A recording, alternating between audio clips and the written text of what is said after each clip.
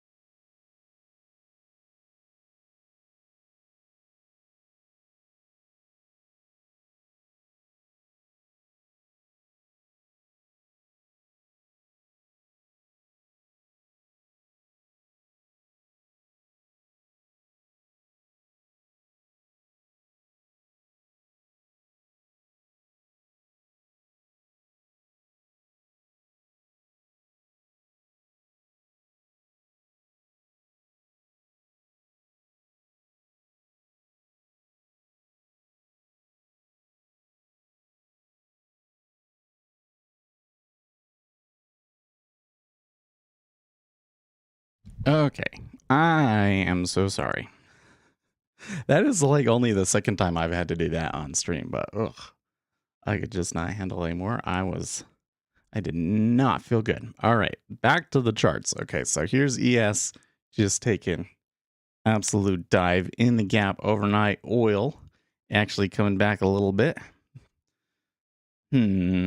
Interesting. You know, I am hearing a couple of things like maybe the Iran deal could actually happen, etc., etc. So maybe some relief there. Gold and silver.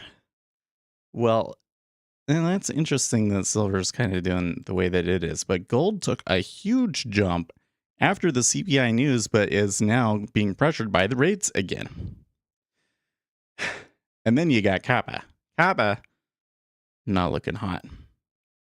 Not looking hot at all. And that is a very bad sign for the global economy.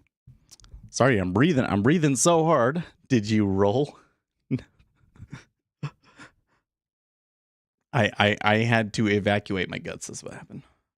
All right. Anyways. Oh, did you roll on the futures? That's yes, of course. Of course. Yeah, you don't want to be, well, okay, so we're talking in ES, right? Your platform should have already prompted you to roll, right? Last week. Bitcoin, though, is the real story today, just getting obliterated.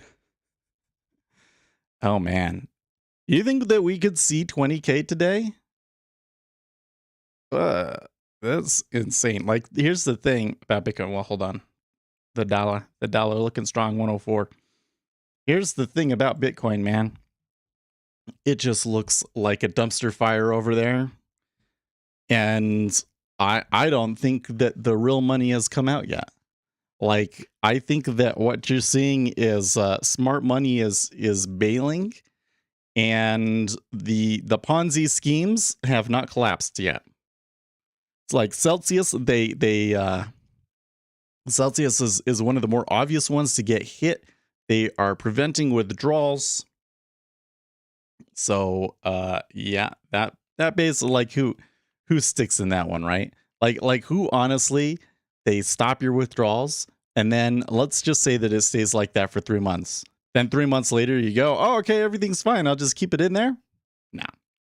No. Once they stop withdrawals, it's pretty much over, right? But then, like, what happens if Tether is next, right? Like, oh, this could go so much further. Like, when you look at it from that perspective, or what about master strategy, right? That pukes. Like, Bitcoin could be going a lot lower than 20K, right? But today, with the momentum that we've had, maybe it drops below. Well, I don't know. I'm actually thinking that probably the most likely case is that most of the bear run on Bitcoin for at least this drive is probably done.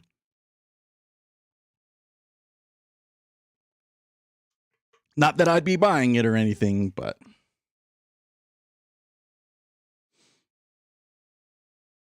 all right, let me try and gain my composure here a little bit. Okay, so Morgan K, I don't know what platform you're using, but NinjaTrader should have prompted you to roll like last Friday or Thursday or Friday.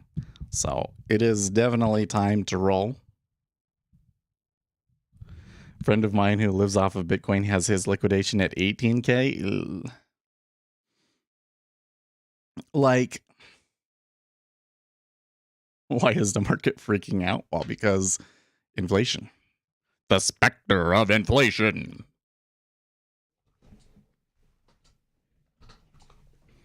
Markets were down Monday as the specter of inflation continues to threaten markets.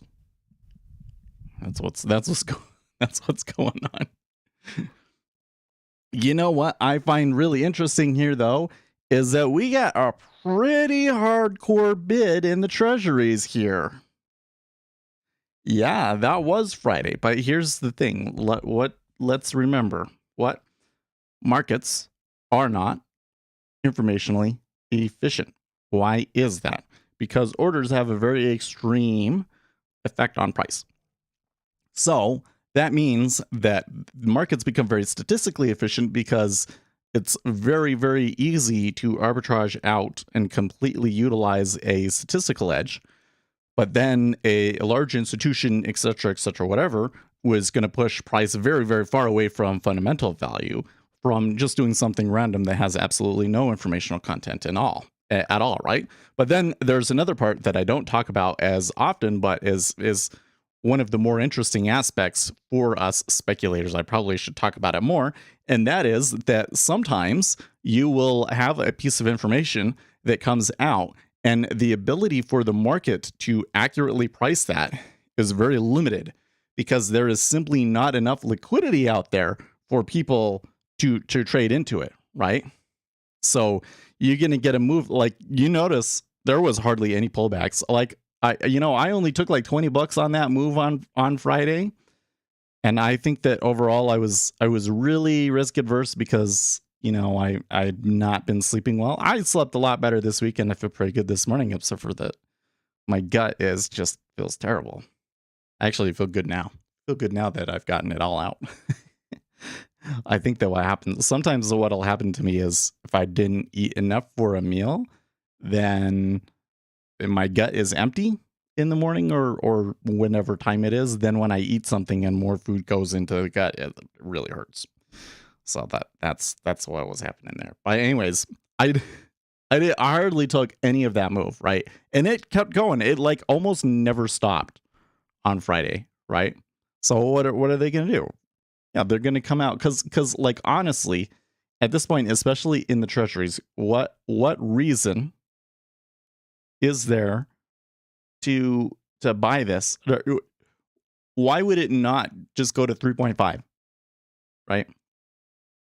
Do you know that they are currently pricing like 10, 25 basis point increases, which means basically that there's only 5 meetings left for the year. They're basically saying that for the next 5 meetings that they will do double interest rate increases. They'll do 50 basis point increases. That's what the market's pricing right now.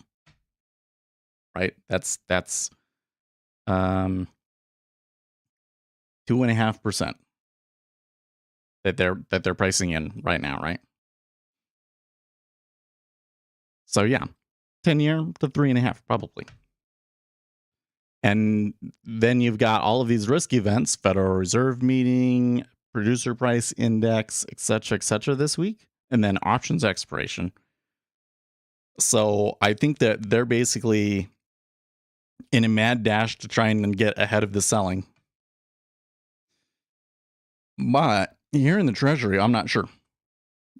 I'm not sure what this is, if it's just a bounce or if this is like a flight to safety bid. Like they're saying the market cannot handle this. They are already getting the, what would you say, like deflationary pressures that the Federal Reserve needs to stop this in its tracks, and that they may not have to finish the cycle as they're currently envisioning it. It sure does kind of seem like that to me.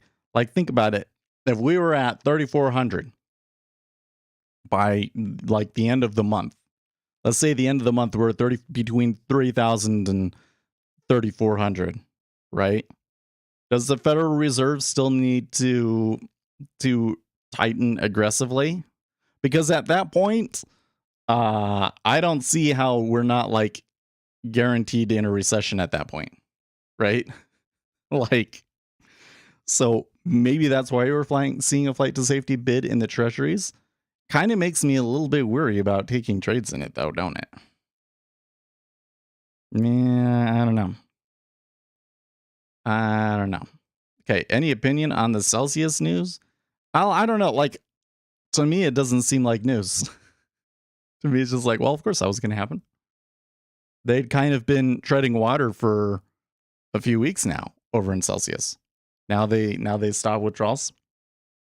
It's going to happen. The real question is in Bitcoin, what's the next shoe to drop? Right? Some micro strategy or master strategy or whatever their name is. MSTR. Yeah. That one, what was it? They were saying that his stop is at like 2,200 is when he would have to put up more collateral. Yeah. So we could see that today. I don't know. At the moment, to me, it seems like it's not going to do it, but it could try and do it today.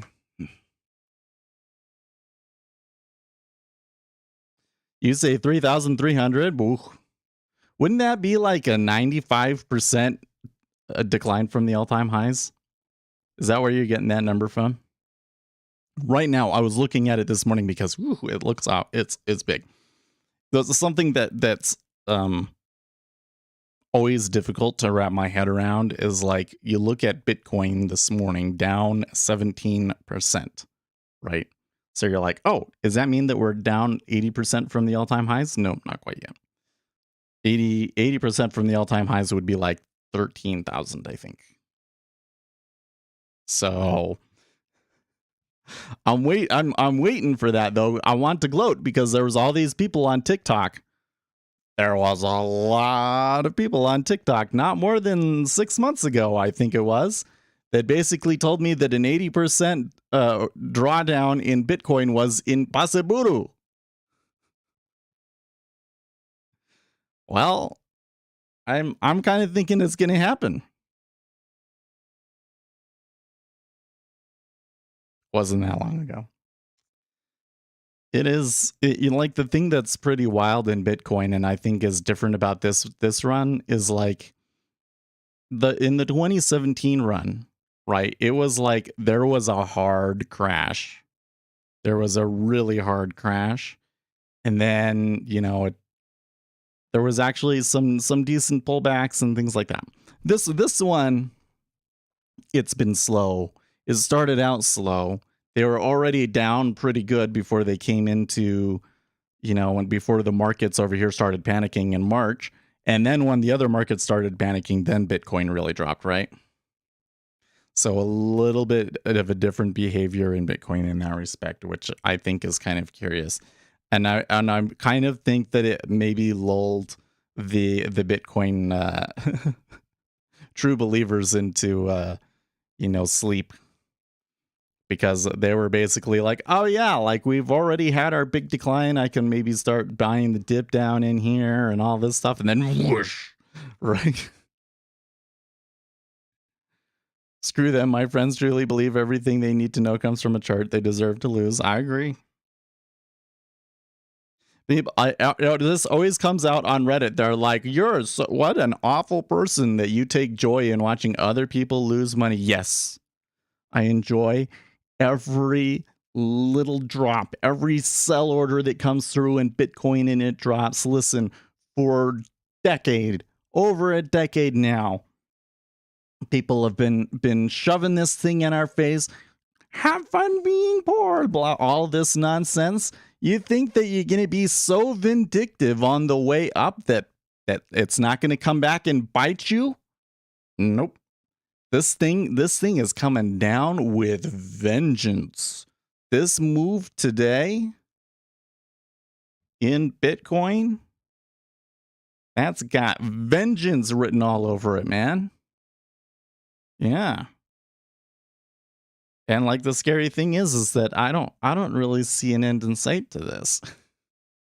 Oh, I'll come over here and I'll look at the stock market and I'm not sure if there's an end in sight to this. 3,800. Jeez.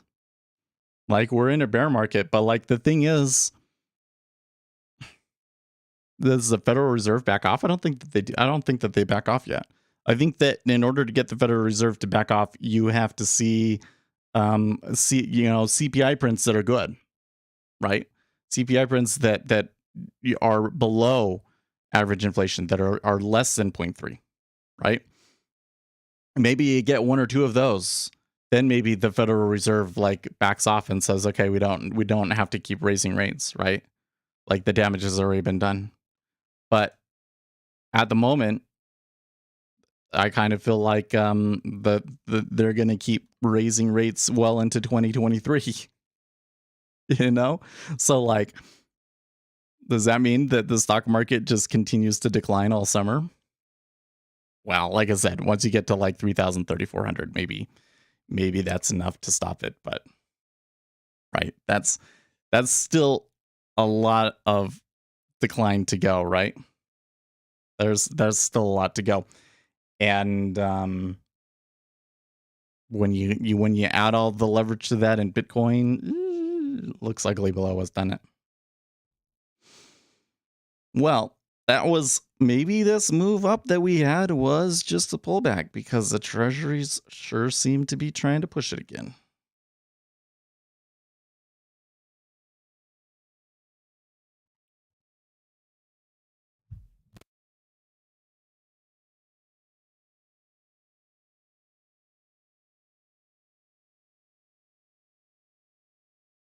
They think the chart tells you which moves are going to happen, and news are just the excuse by which those moves happen. So if Bitcoin falls on a news release that was already showing with it, the chart, I wouldn't call it idiotic. A lot of people believe that. Like honestly, it's what people have been influenced to believe. They were told that the market is efficient. If the market is efficient, how can it not be in the chart? Can it not like already be written in the chart? Right? It kind of like it's all logically consistent with itself. It's just it's all kind of based on a fault, when you get to it and you say, well, but like the news happens and that's just an excuse for the news, then that kind of seems like a little silly, right? But it's still like the whole thing just kind of doesn't make sense until you realize, oh, actually the market's not efficient at all. Right? Now all of this following the chart stuff is like really seems like nonsense though. Right? That's kind of the thing that's funny is that think, oh well, if we can prove that the market's not efficient, maybe that means that you can make money from technical analysis, but actually it means the exact opposite. It means that it's really, really hard to make money from technical analysis and it's a lot easier to trade the fundamentals. Well, we shouldn't say it's easier. There's more edge available for you in the informational inefficiency, but there's a lot of things about the nature of informational inefficiency that makes it very difficult to take advantage of. Okay, well, they were starting to I don't know, this treasury here is kind of all over the place. They were pushing up hard, they came back hard, and now it looks like they're kind of pushing up, and the micros are just pushing a massive spread. Well, I don't know if I want to trade that, but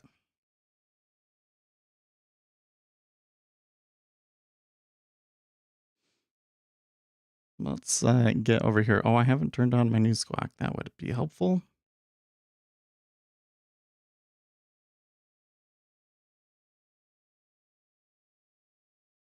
The Hill asks, will it be necessary to destroy Ukraine in order to save it? Ugh. The worst thing is they made money consistently over the last bull run because, of course, it went up. The more they make, the more convinced they are. They understand markets and are real traders. Yeah. Well, everybody does that. We saw a lot of people like that in futures, haven't we? You notice, you go over to Reddit, you go to like the day trading subreddit, a lot less people claiming to be market geniuses that have beaten the market, etc., etc., etc.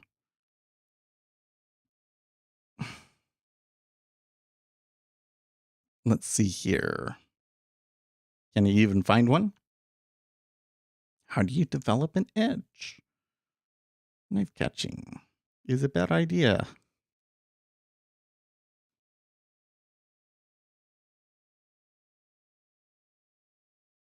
Do I see a reversal? One of the things that has been an interesting shift in the discussion on Reddit is it's kind of turned into here's the chart, and then people discuss the chart, and basically nobody agrees on what the chart means. Right? Oh, it does look like the 5-year is pushing. We may yet come back up. So here's the thought for you. Is the yield curve the move that we're seeing in the yield curve a fair move? So we saw the yield curve flatten considerably, inverse even. I think that would be something that you would expect to see. But like you see the yield curve flatten while we're moving down. We move down and it flattens. That kind of suggests that like they don't think that interest rates are going to be high for very long, and that in the longer run they will still be like considerably lower, right? That's the bet that they're making there, right? But isn't there some reason to believe that this inflation that there may be inflationary pressures for quite some time? And more to the point, that we kind of pushed down lower and everything, doesn't that mean that some of the earlier flattening was wrong because interest rates rose even more than they were anticipating at that time? Right? Well, this morning we're seeing some pretty heavy steepening on this move, and particularly in the 5-year steepening. Can't trade this. Well, I can't trade this spread. This spread is ridiculous.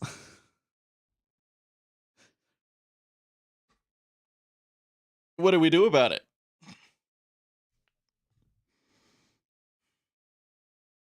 I think that we boycott. I could probably start putting some offers out and people would start doing it and the spread would come in, but the thing is that like we were getting some pretty strong downtrends this morning, and now we've kind of had this whole pushback sort of a thing. It could be a buy day, but like it's not really in line with the longer term trend. So I don't know. I don't know if you really want to trade it here this morning anymore. I think that kind of the move that you would have been looking to get this morning already played out in the overnight, you know?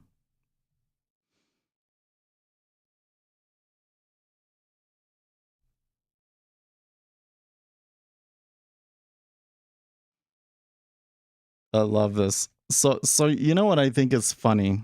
The price action thing. So here's the thread on Reddit.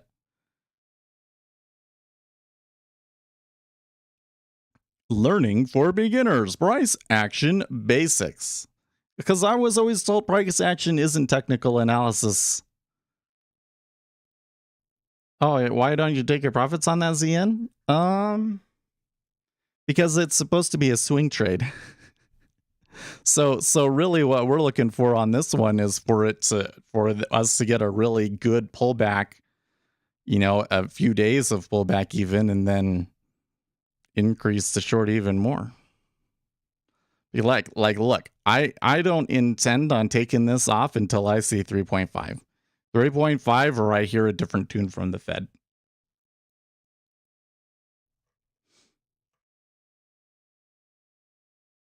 It's a sim trade anyways.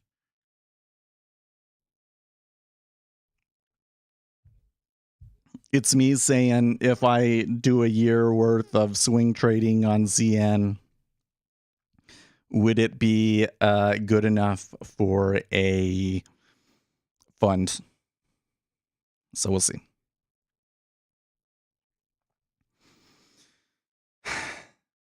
I feel a little short of breath, but I also feel like jumpy. So I got, yesterday I was feeling like super tired and it's hard to go up the stairs and this and that. I see why now. So my gut was not very happy. That makes me feel tired. Okay, so anyways, here's something that bothers me, okay? Learning for beginners, price action basics. And what do they teach you? They teach you candlestick patterns. Okay, so this is candlestick patterns that they're teaching you, not why you call it price action. Right? Like seriously, I don't know what it was originally intended to be and all that sort of stuff, but price action has basically become a catch-all term for technical analysis, but we don't want to call it technical analysis because everybody knows that doesn't work. The term technical analysis has been thrown in the mud so much that people don't want to market themselves using the term technical analysis. So they market themselves using the term price action. And that's all price action really is. I should save this one because I want to make a video that price action is bullshit. Something like that.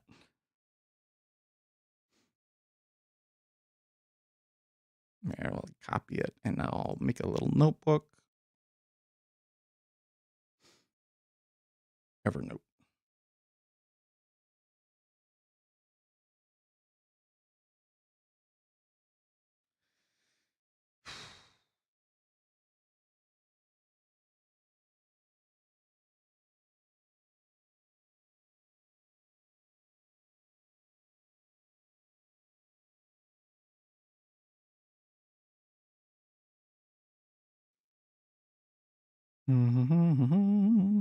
I think that Evernote, you update your application way too often for as small of an application.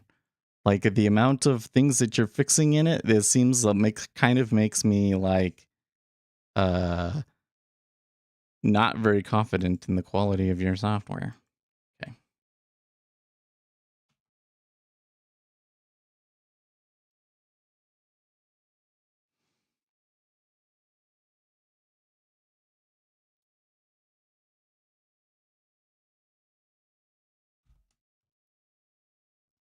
I do.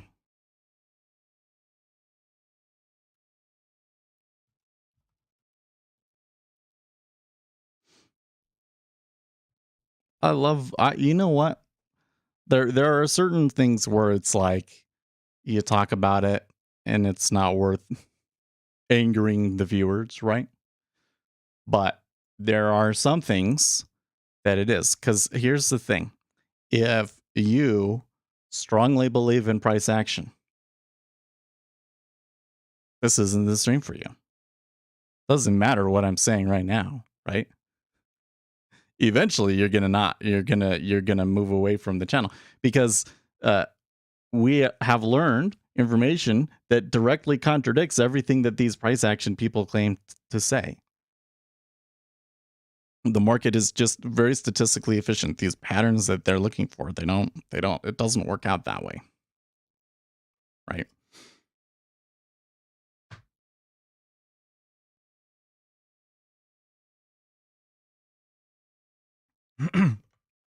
So for me, it's better to just,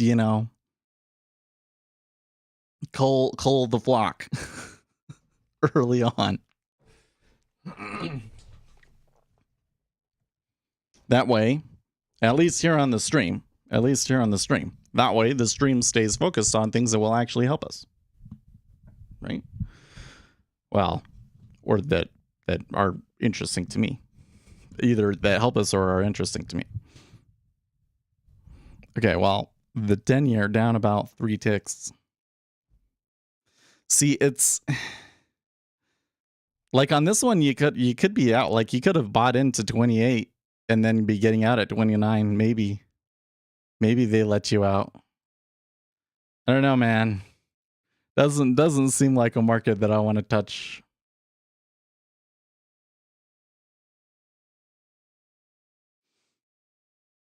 Lucas says yes.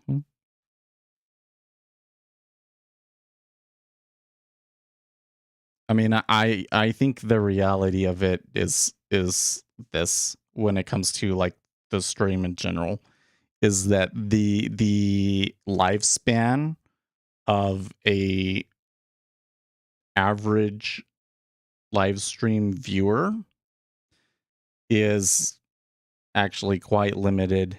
It's very unusual to have a dozen people or so that come in and listen to you every day for 5 years.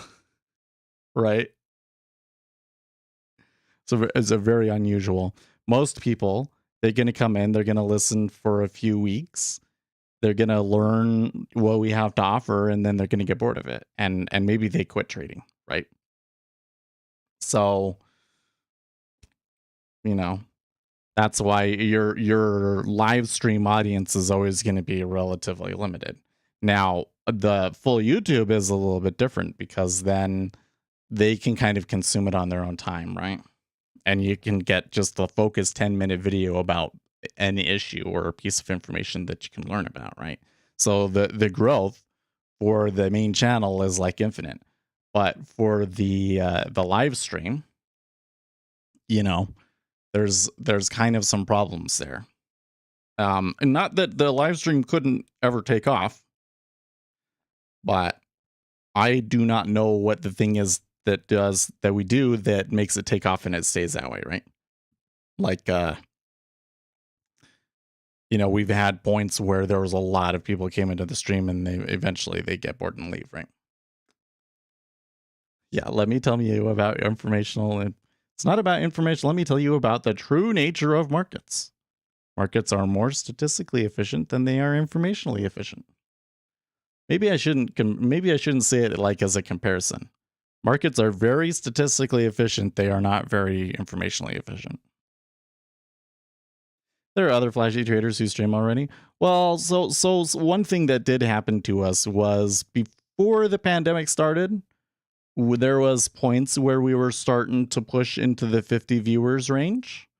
And then since then, we've kind of been more in the 20 to 30 viewers range. And I think that a lot of what happened was there's a certain portion of the audience that is new people that are coming in, being directed from YouTube. And before the pandemic, there was hardly anybody else doing this. And now there's competition. And so that's a part of why our numbers aren't as high, is because of the competition. Especially since the competition is much more, they post the big numbers on their thumbnail, and they take in like lots of excessive risk to do things. And you don't trade market, you only enter trades based on new market, and that would not be accurate. So let me take a step back for a second. Autolycus 428. Am I saying that? Autolycus? I think it would be Autolycus. Does that mean he's a werewolf? Are you a werewolf? And you automatically turn into, I don't know. Anyways, what is market behavior? Can you prove to me what is market behaviors that are like consistent over time and give you a positive expectancy? Like, here's the thing. I have never ever in my life seen a study that shows a consistent market behavior that you just trade that like one market behavior and you'd make money. I don't think it exists. I don't think you see it. The market behaviors that I have seen that are consistent don't necessarily give you a clear trade from it. It kind of, I think, could inform a trade and how you want to take a trade, but that in and of itself doesn't really make you money, right? It's kind of more like, if I am going to take a trade, then I can kind of keep these few things in mind, and that will help my trade. But this whole thing about like there's these not on an intraday, not ones that you can take advantage of intraday scalping. No, I've never found it. We have some stylized behavior of markets that we found based on how large meta orders work, autocorrelation, things like that. Market kind of accounts for these things, but you don't want to trade against them. When price moves up a lot in a short life of time, it is likely to trade. You don't trade that pattern. Okay, so when you have a move that is too fast, so one of the empirical things that we found is that liquidity holes will form. So if you move across a location very quickly, you fill a lot of volume in a spot very quickly, it strains the market makers. There is less liquidity, latent liquidity in that area, and it can cause price to retrace and or balance around that location. Okay, so how do you trade that pattern, right? Well, you can use it as an exit. You're already in, and you know there's going to be a trend that can give you a good exit, right? You could try buying the pullback, but there's no guarantee that there's going to be another leg. You get what I mean? Like, what is it about the pattern that you're supposed to take it in X situation and you're going to have a positive expectancy? If the pattern is there's going to be a quick move and a retracement, and then you buy it for the continuation. Every time that you see that pattern on a chart, that's not going to make you money if you take that every time that you see it. No, sir. Maybe if it was a really fast move, maybe you could say if there was a trend of X magnitude within X period of time, and I get a X pullback, I want to take it. Maybe. But like the problem on that one is that pullback can be extreme. Like how many of these moves have we seen recently where there was a trend like that and came all the way back, right? There's been a lot of them where there's a huge move up, comes all the way back, and then it goes, right? Yeah, CPI was the signal, boys. You know what? So something that we should keep an eye on, by the way. So, wait. It's a risk-free trade. If you're able to get in short after they move up and immediately set a break even and a stop loss, how is that not a profit? Well, have you backtested it out of like us? Have you backtested it over a 5-year time period? So, like, let's we could backtest it here. If the issue here, number one, would be like there's a lot of different ways to say there's a trend, right? And like how strong of a trend there is. So, but it's really not a risk-free trade in my opinion. Like just think about this move today. Okay, like if we come here, okay. So which one should we trade? Should we trade the long or the short? I think it would be more. Well, let's trade the more recent one. Hold on. Where's my pen? It's not. Oh, there it is. Okay. So we're going to say this is a trend up, right? So you've got a very clear trend up here, then a pullback. Okay, so question. Where do you decide to buy it? Right? You could decide to buy it here. Guess what? You got stopped out. Right?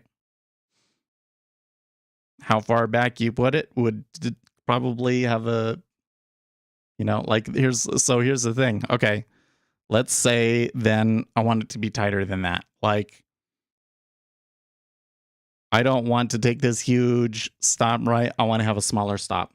So I can come in and I can say, okay, it's only going to be to there that my stop is going to be. Okay. Well, then you're just going to get stopped out more often, right?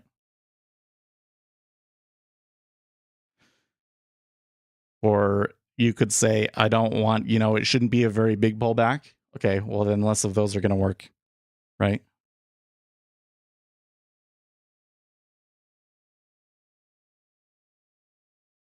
How do you know when to go short? I trade one of the fastest markets around, and you have to have, and you'll have those fast moves and then another continuation. Yeah. Well, yeah. So for me, I kind of have certain times that I like to take trades, right? Because I know that here in the treasury, here we had a move, so I should expect the next move to come in at around right now. But the market doesn't look very, very hot, so I don't know. But I didn't see if there was going to be the opposite trade. I think that we would have seen it already. I'm seeing kind of some of this mess over here, so that also makes me not want to trade. But if I believed that we were going to have continued trend up, if I had a reason to believe that the future orders were going to come in and we're going to move us up like this, or here, let me like move the chart over a little bit so you can see what I mean. I thought that it was going to come in and do this, right? Then now is probably the timing to do it, right?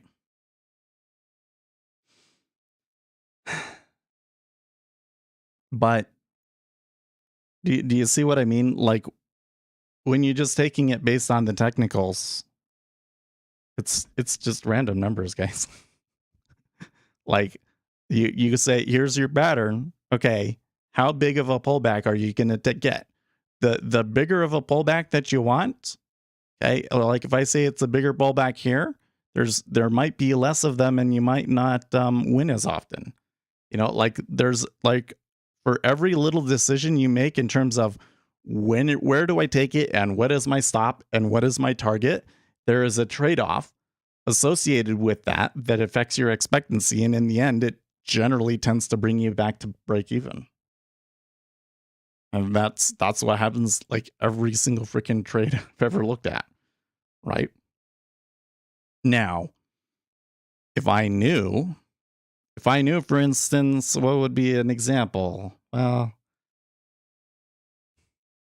it's kind of hard because they're buying up, and everything that I had would have said that they would have sold, and I think that they already sold. So, but if, for instance, it was the end of the month, and we know that they tend to buy at the end of the month, or the seasonality is positive because of X reasons, right? And that they tend to buy. So I'm expecting to see buying today, and I'm expecting to see more buying today. Then that allows me to come in and say, okay, it pulled back, yes, but there's also been a certain time frame of it. I've seen the impact of that meta order has indeed come back off in line with a 3/4 rule and is stabilized, and it's now about 45 minutes later, it's time to buy it again. The only risk-free trade is a gut call. I don't even know if that's a risk-free trade. A risk-free trade to me would be like arbitrage, right? Like you can use market orders on both sides of your trade and you'll make money, right? That's a risk-free trade, guys, right? Otherwise, there's always this risk especially when with slippage involved. There's always a risk that it goes against you. So but I hope that you see like the example, the thing that I was trying to bring up is like, yeah, there are patterns, but you don't necessarily make money trading the patterns, right? Because the problem with the patterns is that the patterns are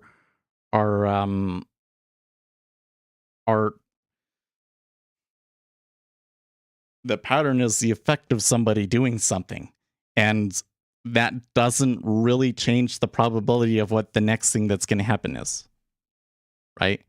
If I have a trend up, we've come back, okay, we're right here, like the situation that we have at this very moment, okay, that it did this does not really impact that it will do this more so than it will do this. Okay. It doesn't they're two separate events, right? This was a large meta order buying.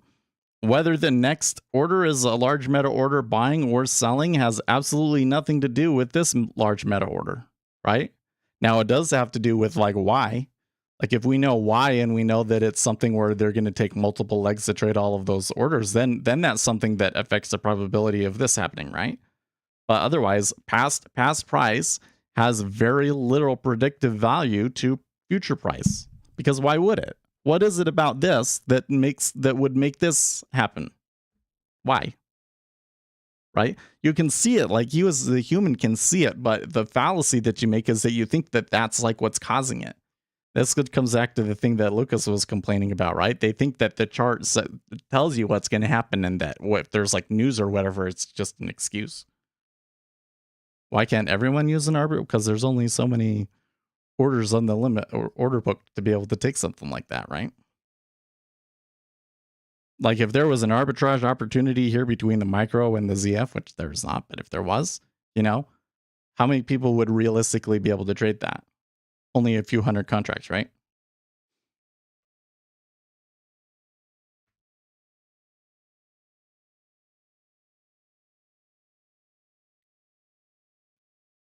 It's competitive.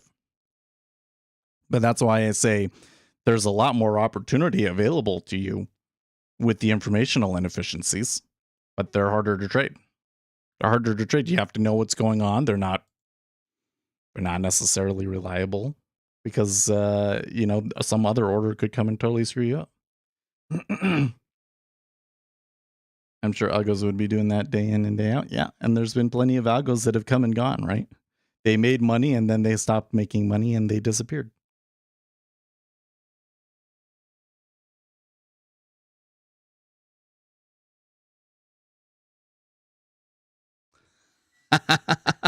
Oh man, Nassim Nicholas Taleb, the entire market ecology has a tough time adapting to the end of cheap, and then in parentheses, even free money, with cash flow rather than valuation being the central focus. Those who entered finance after 2008 are basically unskilled labor.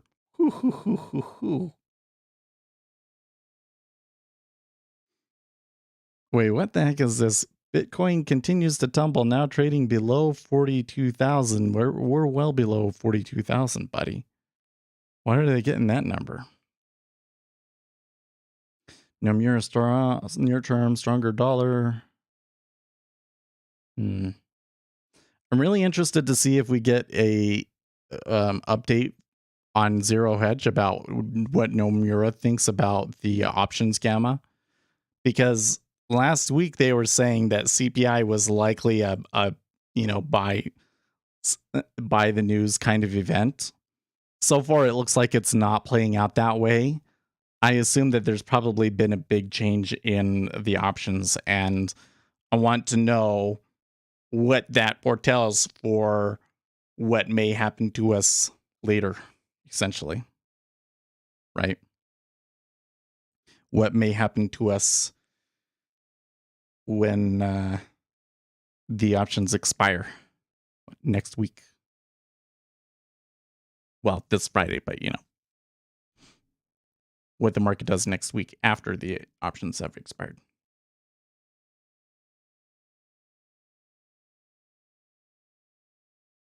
What you make last year trading? Oh, it wasn't too much.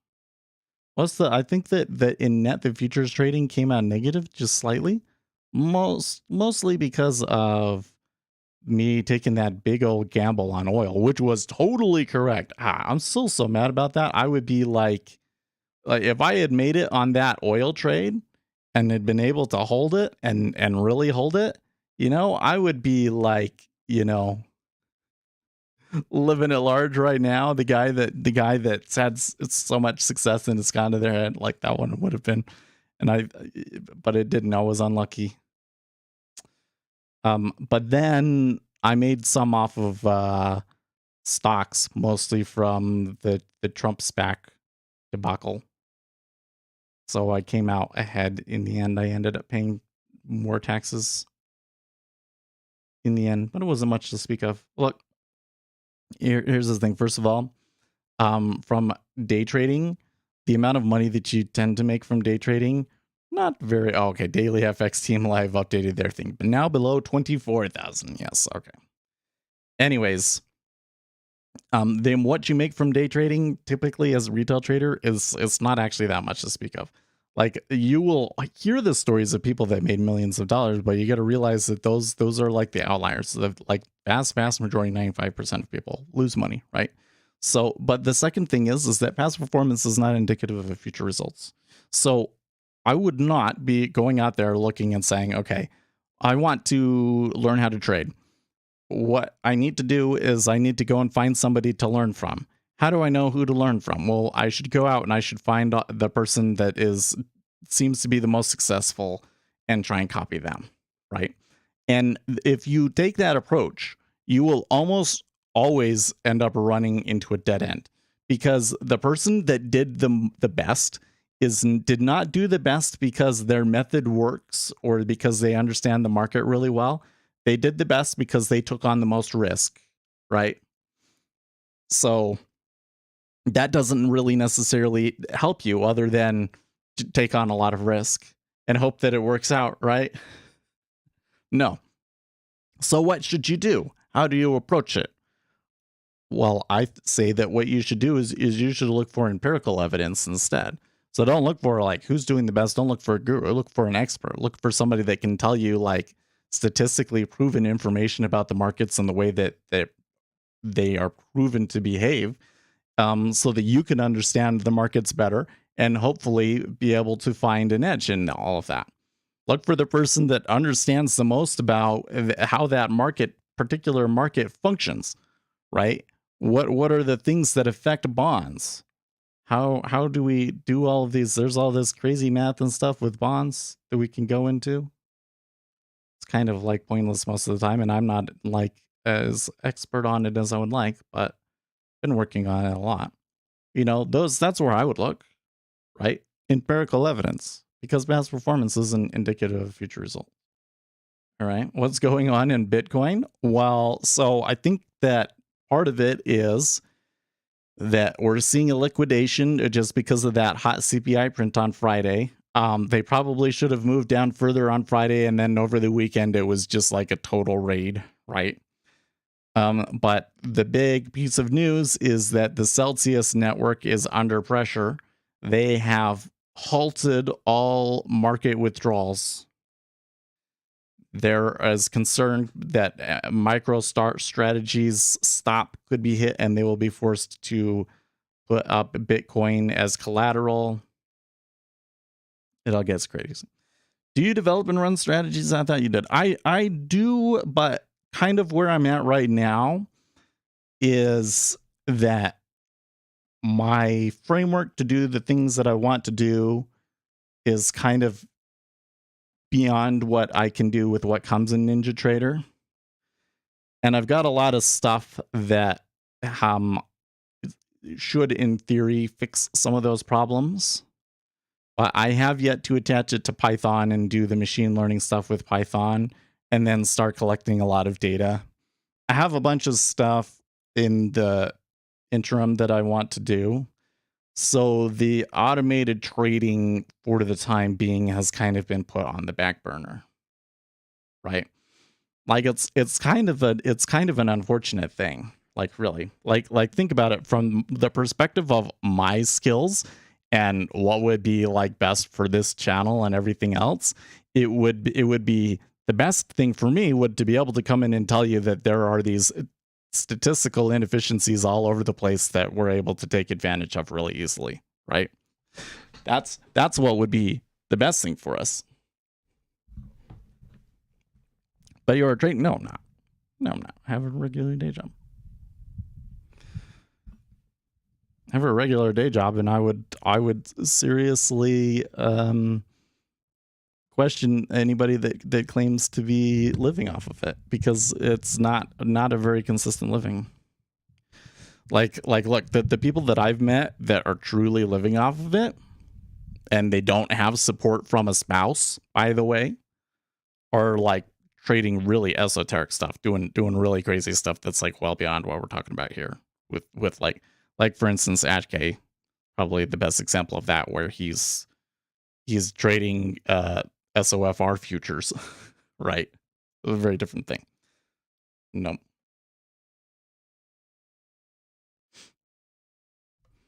There's a lot of people, I have to say, there's a lot of people out there that claim to be making their living off of trading, and really what they're making their living off of is selling courses and indicators and stuff to people. Because if you're selling your course for $1,000, all you got to do is find 3 suckers a month, and that's probably enough to live on, right?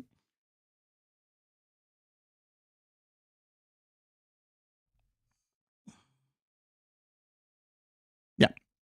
Income and variance is too high. You would need to make some serious money for it. Yeah, you'd have to have a really big wad, right?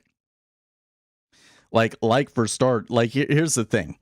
If you were sized up and everything like that, making 20% is like really impressive, right? If you make 20% per year, like that's really impressive. 20-30% per year, that's really impressive. So if you had $100,000, that means that you would maybe make $20-30,000 a year. Yeah, you see this idea that you're going to trade full time. It's not really a very realistic idea. Sorry.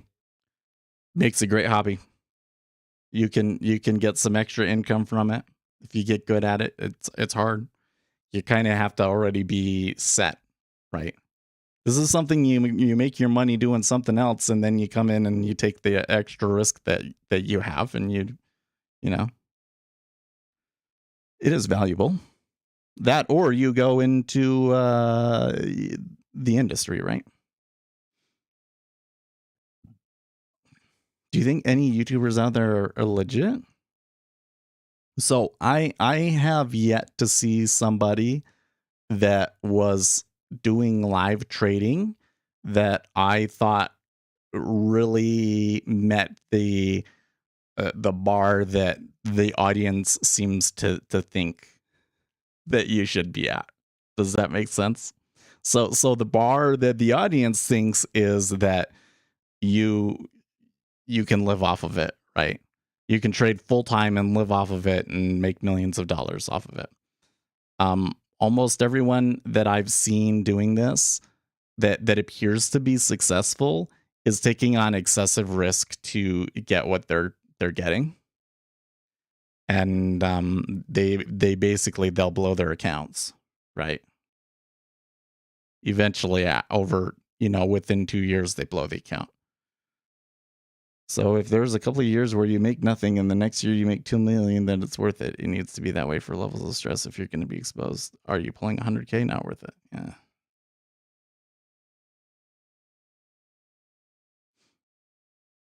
I don't know, but like here's the thing, Kamo Fafa. Wait, how? That is a new name I've never seen before. Kamo Fafa 21. There are a lot of people that are kind of more like me, where it's just like, oh, we're just taking risks and we're trying to do the best that we can and never make any claims about how well they are or aren't doing. Which is essentially what I do. Like if I'm doing well, I kind of try and be quiet about it. I don't try and use my performance to market. Essentially, does that make sense? I actively avoid using my performance in any form of marketing. Not only because it's not only because you're kind of opening yourselves up for an FTC lawsuit, but also I think that you're doing your audience harm by doing that, right?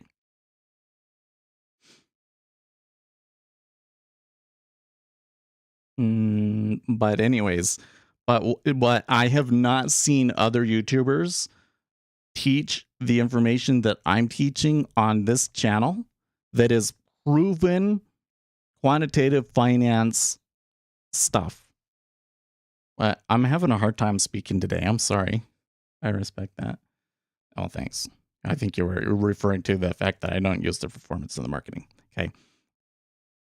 So especially my videos here on this channel about the stylized behaviors of markets and the inelastic markets hypothesis and the implications for what it means to your trading, nobody else is talking about that. This is proven data from peer-reviewed papers about the behavior of markets. The stylized behavior of markets in particular, we're talking about stuff that has been like, we're talking about like 30 years worth of quantitative research on market microstructure and how it behaves that is verified by paper after paper after paper after paper, and retail traders never talk about it. Nobody else on YouTube is talking about these things. It's something that is typically only talked about in the block trading world, like at these large banks, and it's information that I think is really useful for a retail trader. Nobody else talks about this stuff. The fact that the market is very statistically efficient but not very informationally efficient is a piece of information that is just, I just can't express how important it is to what that means about what is probably the best ways to trade, right? Nobody talks about this, right?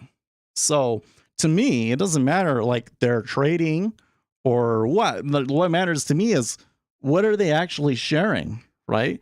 There's been a real explosion in day trading YouTubers in the last 2 years. When I started doing this 5 years ago, there was nobody doing it.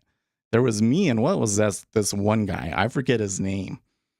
I think he's still, it was Wayland. He's still around. He's not nearly as popular as he was though, because At one point, he was exposed as that a lot of the big trades he was showing on his channel that was making him popular were all sim trades.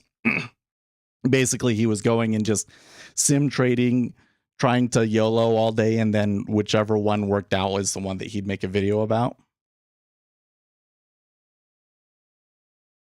And that's the only one he would show. Right. Anyways, that used to be that was it. And now there's like hundreds of channels. And I'm YouTube will go through this cycle of recommending them to me, and then I'd say, oh, I don't like this because this is all nonsense. I dislike them because they'll come in and they'll say, here's this doji pattern. Here's what this doji pattern means. And it's like, okay, prove it.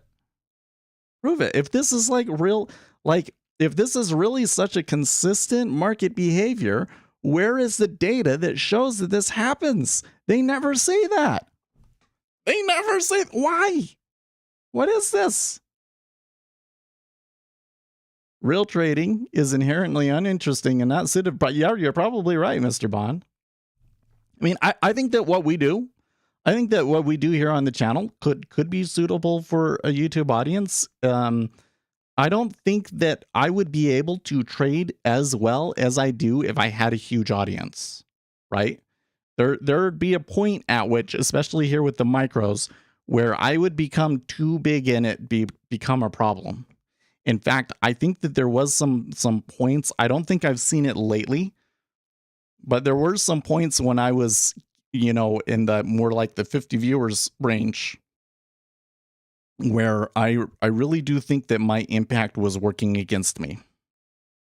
So I think that there's we don't necessarily want to be huge. If we were huge, basically we would have to change things. Like, well, when I should qualify that, like, because probably the probability is that in the long run, that sometime in the next 5 years we'll get huge again, for at least a short time, and probably would have to modify how I'm trading a little bit, right?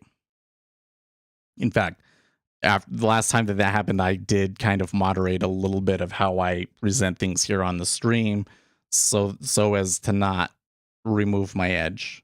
Like the people that are here every day and are following, I think they kind of know what I'm thinking and what I'm trying to say, but the new people, they probably don't know that I'm kind of saying something that's like giving a hint as to what I'm going to do. If I put it that way, right? But there's this other thing, which is like, if I was doing arbitrage, yeah, that would not be very interesting to watch at all, would it? I'm speculating. You could speculate profitably, and it could be really interesting, but then you'd get too big. I used Forex and bought Dogecoin when it fall down hard, but I wouldn't want to be in Dogecoin. Why do you want to be in Dogecoin?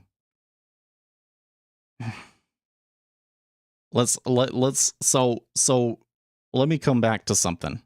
Okay. So do you think there's an edge to a discretionary price action trading strategy? There could be, but prove it. Right? So again, here's what we know about markets, okay?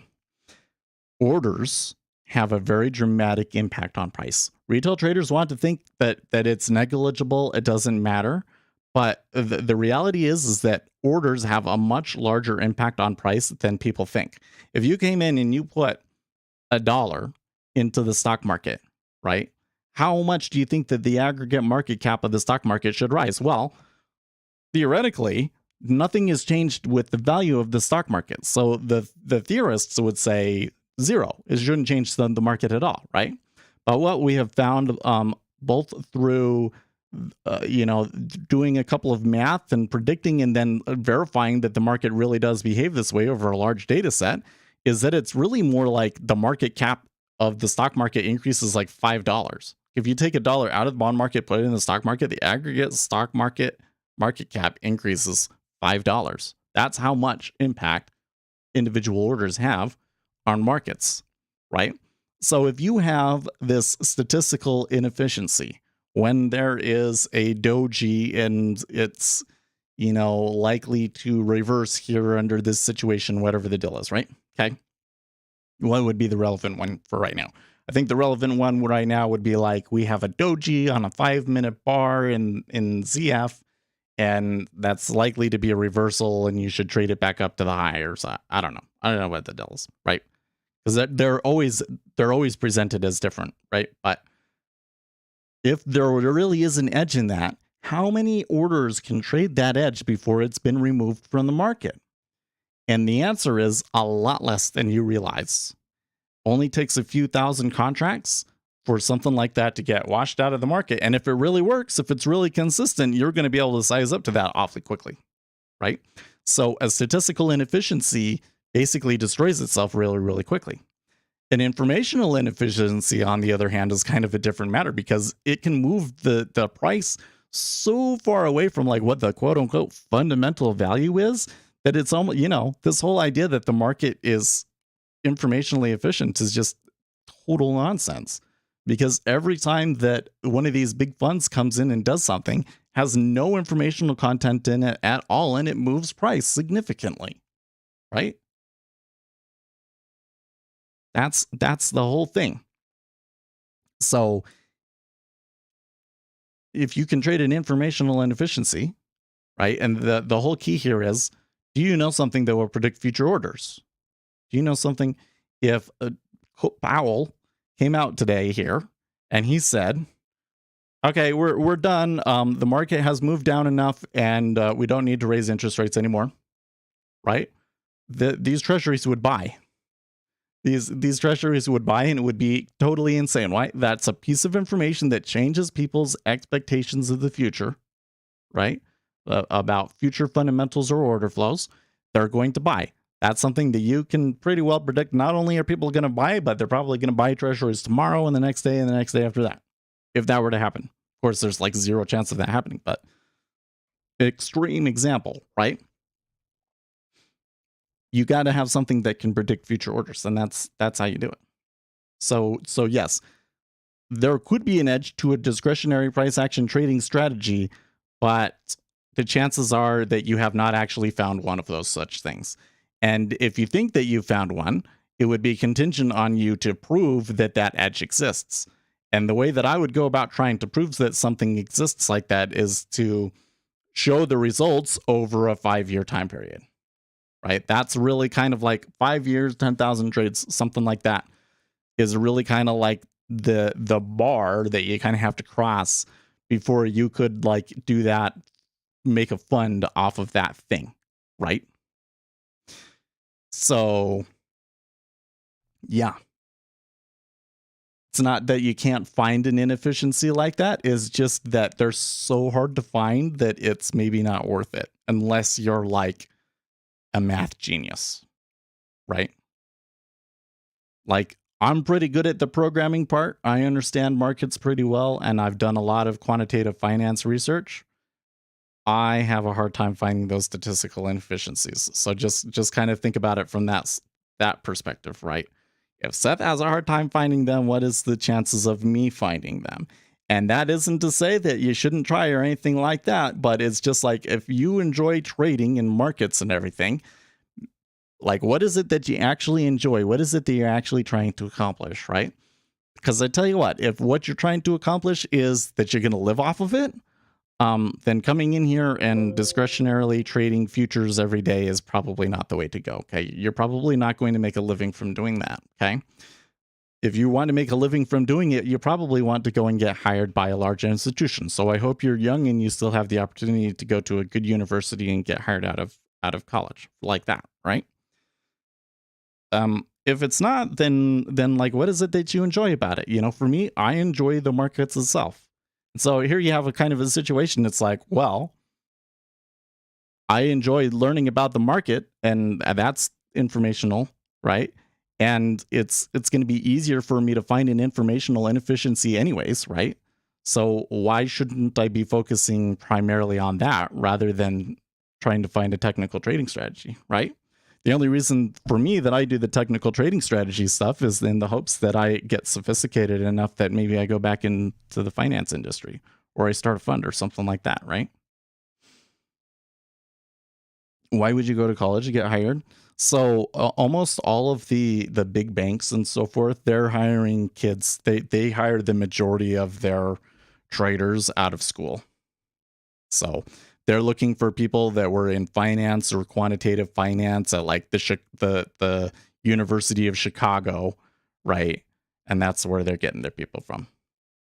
So you need a track record for it. Well, if you're talking about like prop shops, that might be. But I've never heard the case of it of it. I've never heard of an instance where somebody was retail trading and they were doing really good, and then they got hired into a hedge fund. Maybe in crypto, maybe in crypto, but all sorts of dumb things have happened in crypto that are basically falling apart right now, right? There you go. You're currently in school for finance, so that's what you should be doing.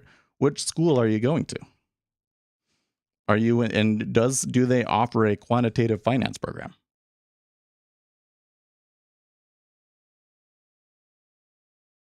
Because that's where personally I would be looking is data science and quantitative finance. That seems like that's where the big opportunities are. Like I tell you, one of the things that is really insane to me, like again, I'm like, why does nobody else talk about this stuff? Okay. These guys that write these quantitative finance papers, they're not just like some yahoo at a university. It's like the reason that they'll be working for a big bank or a large institution, either because their research caught the attention of a large institution, and so the institution went out and hired them, right? Or because they started one of those institutions, right?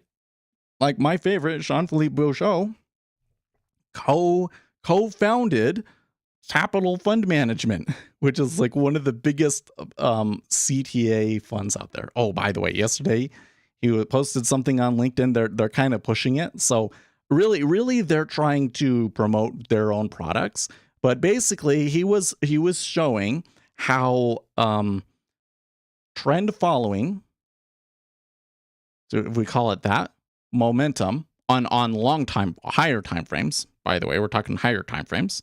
So you're talking like a momentum swing trade sort of a thing in commodities.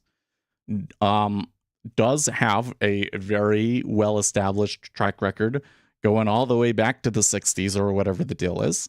And it doesn't outperform the stock market necessarily. It tends to be in line with the gains that you make from the stock market, but it's positively skewed.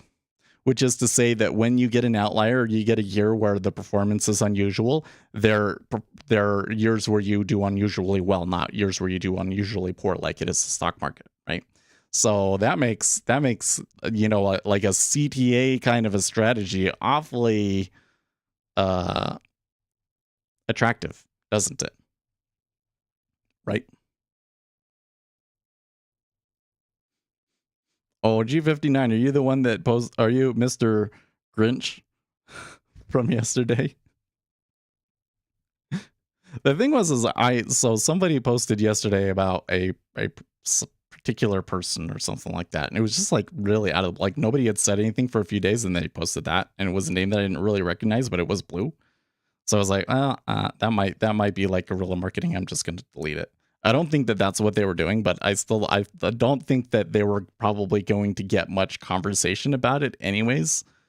So I don't feel bad about deleting it, but after that, they're like, why did it get deleted? They were a little overly excited about it. I was like, chill out, dude. Because I just deleted it and then I don't think about it anymore, and I didn't ban the person, so relax. It's okay. But that might not be you. But I'm thinking that's what you're saying, because I don't know what else I was saying where I was treating somebody like a scam bot for no reason. Oh, the University of North Carolina at Charlotte. Oh, okay, so I don't know.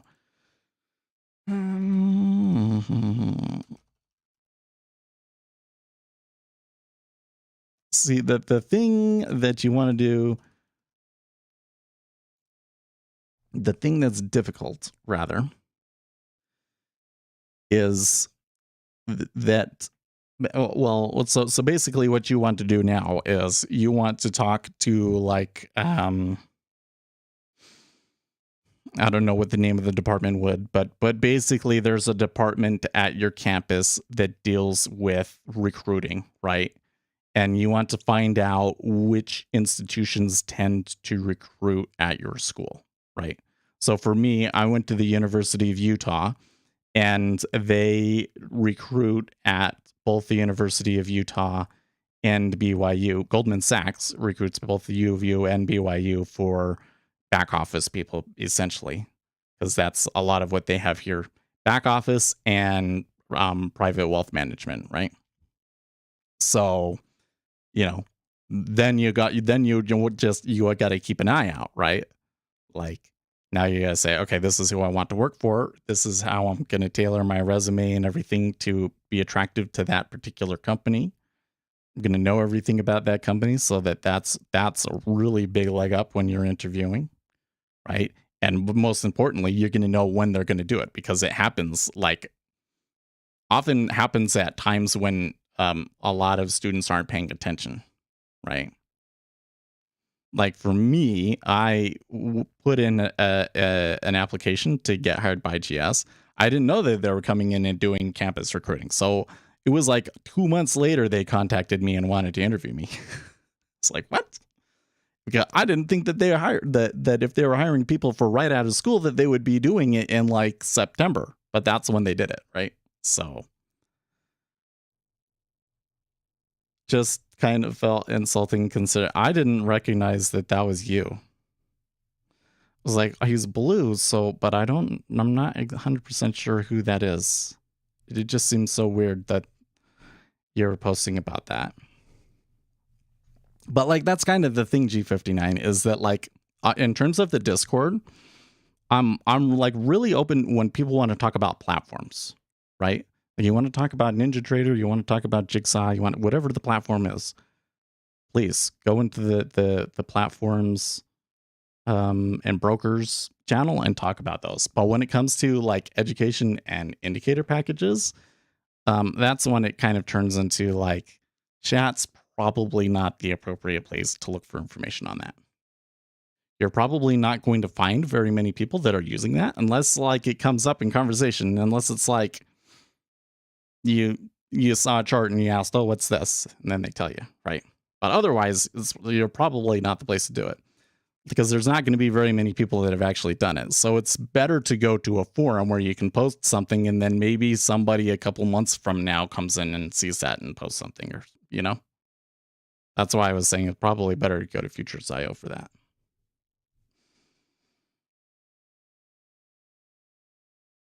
In general, most funds require you to know what you are doing and will learn that when they fly you over. So the degree is kind of meaningless for younger institutional traders, even though I have a finance, no one has ever cared.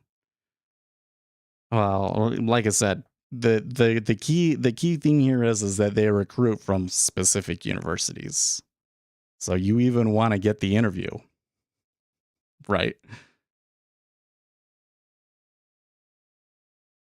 As a career, I'm more interested in long-term portfolio management. Oh, okay. So managing a small portfolio is good practice, right? And hedging yourself with futures is good practice.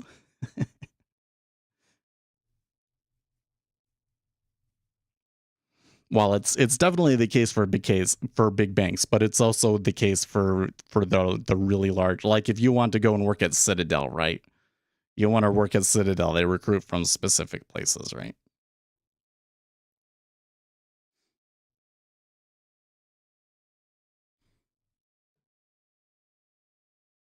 I'm sure there's other ways to get through, but just I've spent a lot of time on LinkedIn, you know, adding a bunch of people and trying to find, you know, the best information that I can on this, and that's generally the way that it seems to go, right? And especially if you want to be the big shot, it's like you become a master's in quantitative finance and then they hire you out of school.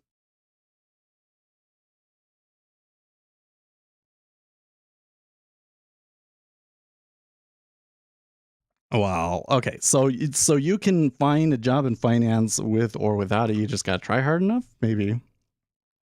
Well, like I was saying, there's, like here in Utah, they're recruiting. The question is, are you going to become a quant, right? Like if your whole thing is I want to do quant trading systems, right? It's competitive. Well, it's competitive and it's not. It's like it's kind of a weird thing. Like the bar to even get those jobs is really high. Like I'm not so sure that my current experience in quantitative finance is high enough for me to get hired as a quant. I could get hired as a software developer that works with quants, but I'm not so sure that I would be hired as a quant. I would need to know a lot more about some of the, especially the options models that these guys use. And or machine learning. I think that within a year I can be where I want to be on machine learning. But there's a lot to learn, I have to say. It's really crazy.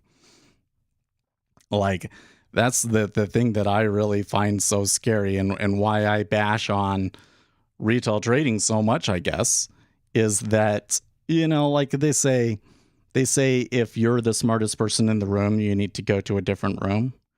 So I come in, I see retail trading, and I think I'm the smartest guy in the room. I know that's an egotistical thing to say, but I really a lot of the time, every time I'm on Reddit and I'm reading what people are saying in the day trading subreddits, I'm like, I am the smartest person in the room.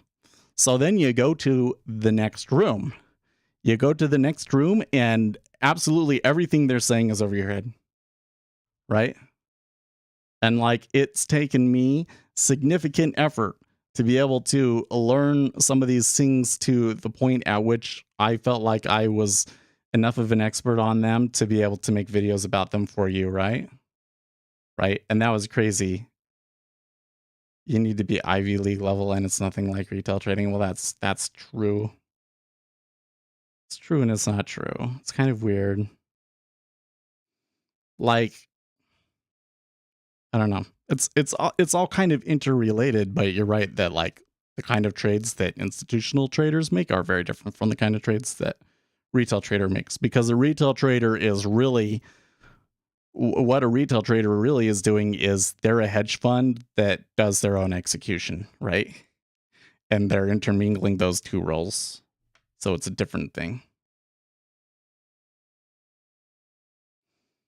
Have you seen that Google? So I haven't seen the paper, but I think I know what you're talking about, and I've seen some examples about it. Google isn't releasing a demo because they're concerned about the ethics of what people will use it for. Lol. So here's what I see going on in machine learning right now. We are very, very early in machine learning. Our understanding of these machine learning models is quite naive. Like it's a very advanced subject, so it seems like we're getting into really advanced AI stuff. But the reality is that our understanding of these kinds of systems is still incredibly naive. So we've built a lot of models that can be really effective for certain niche applications, but there's a very high kind of propensity to over apply the model to something where it doesn't really work, and it works enough that it's better than not using it, but it also introduces severe flaws into your system. So I see this most strongly in TikTok, where most of the time it works, but it will kind of get you sucked into these holes. And there's these other situations where creators that are really, really good don't take off because they don't fit into the algorithm's boxes correctly. Right? So there's these problems, and right now we're so naive that it's difficult for us to even see these, right? But we're really probably still at a point where like we don't know what we don't know in algorithmic, machine learning. So the whole big story over the weekend was that the Google engineers have been making this chat robot where they'll speak with the chat robot and it will give responses. And they've done a lot of work on trying to make it so that the chat robot remembers its history with you and uses that history for what it says to you. And this robot was all saying that it thinks that it's sentient and it wants to be treated like a Google employee and all of these sorts of things. So one of the researchers over at Google said, "Oh, I think it could be sentient." And he went out and like leaked this all to the press that they had a sentient algorithm over at Google, and then they put the guy on leave. I think that it is that it's not sentient. Okay, it's a chat robot, right? The whole thing is designed to try and trick you into believing that it's sentient, but there are still very critical things that a sentient being can do that can't. I don't know enough about sentience to say what those would do, but I'm just telling you, like, it's not. It's just formulating responses from other stuff. So that's kind of like where we're at, right? We're just now realizing the potential power in some of these machine learning algorithms, but we don't really understand the long-term implications of it or where we're really at right now. But I've seen a lot of things in the quantitative finance field that they're just kind of on the edge of, that suggests to me that our society is going to become a lot more efficient in the future. Once we get to the point, like right now, what's happening is they've found all of this, for instance, we've shown that essentially the Federal Reserve is likely to stimulate the economy too much because we don't understand the impact of orders very well. We don't have these agent-based systems to be able to explain how different parts of the economy will react to it. We put too much stimulus in, right? And in the future, when we get people to pay attention to these models, like that's the thing, is we found the models that would help. Now you've got to get it to where the policymakers are using those models and they understand it too, right?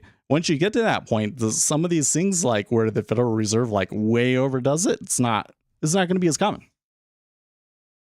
They're going to be they're all of the policy at every level is going to get better, just that much better. I think that you're going to see a much more efficient society in 20 years. It's going to be really quite crazy. Like, you're going to look back at 2020 and think how naive we were and like how clueless we were about the significant changes to society that were about to come, just like we were in the 90s when the internet was a thing.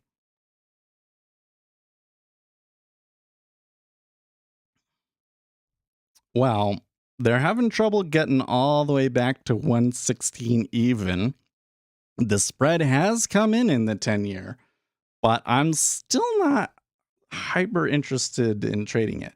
The 30-year has shown a pretty consistent downtrend. It kind of seems to me like that the overall trend in the treasuries is still down, so I would probably rather buy it. But the pullbacks are steep enough here, and it's not really going much of anywhere. The S&P 500, on the other hand, opened up. They seem to be trending down, but not as nearly as much activity as you'd think. And a significant amount of cumulative delta buying, despite it not really going much of anywhere.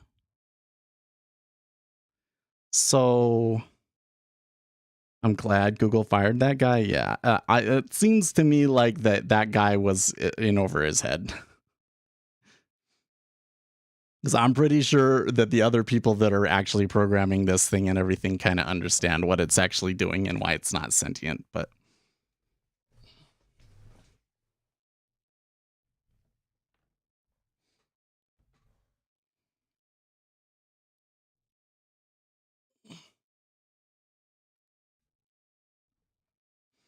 I feel like I got off track there. We were talking about, how do you get into the finance industry? Because the thing is I got into the finance industry, but not as a quant. Would like to go back and try and become a quant, but probably a little too late for that for me. Can do it laterally somehow. But I would probably have to move to New York. I don't know if I really want to move to New York.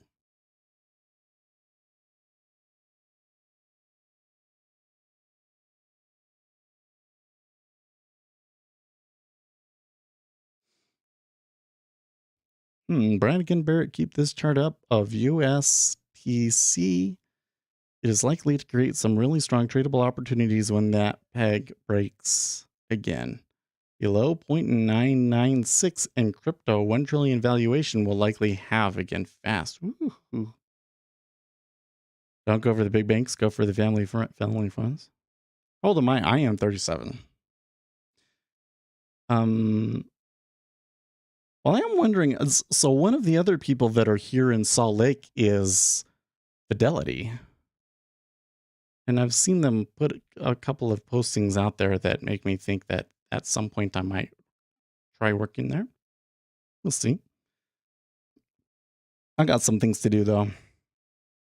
You know what? I've been slacking because I have been studying for Series 65 and didn't really do much of that at all. Well, the last week, I had it all off. So I need to study that harder, and because I could do that whenever. And I've kind of been putting off a bunch of other stuff related to machine learning because I was doing that. But I think another part of the problem is that I still find making videos very time consuming.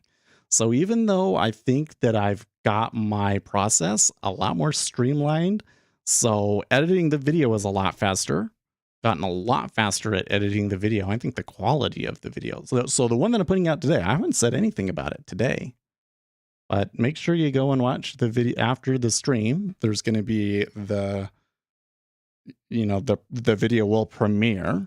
Now, it's like a video for beginners. So I'm not going to say that this is like, oh yeah, you're going to absolutely love this next video, right? Most of you guys, you're going to be beyond that. And a lot of the stuff that I talk about in the video is the stuff that I was talking about with you guys here today. That, market is very statistically efficient, but not very informationally efficient, right? That's the kind of stuff that we're going into in that video.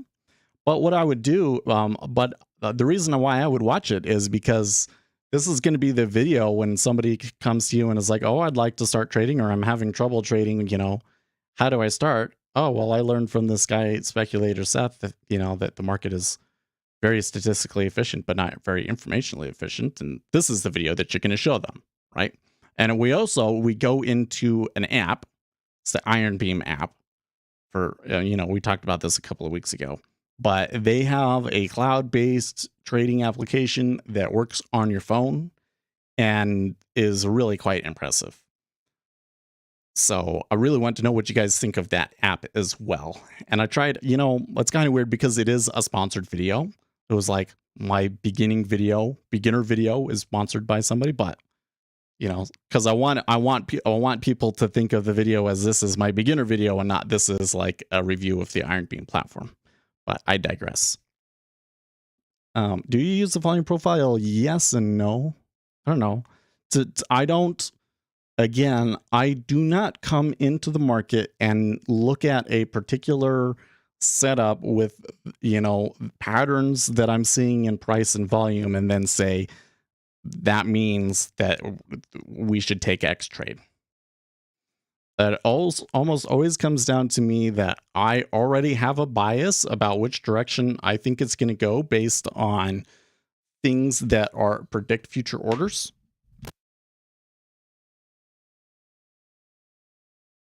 I develop a bias based on things that I know predict future orders, like seasonality is a big one, for instance. Options gamma is a big one, changing the expectations of the future. What are, these sorts of things, right? And then I'm going to look for things in the volume that confirm my theory and try and use that to time an optimal entry. Okay. What I mean is for small hedge funds, so that is going to be more of a family than a workplace. Yeah, maybe. I don't know. Like the thing is I haven't gotten in with those people. Like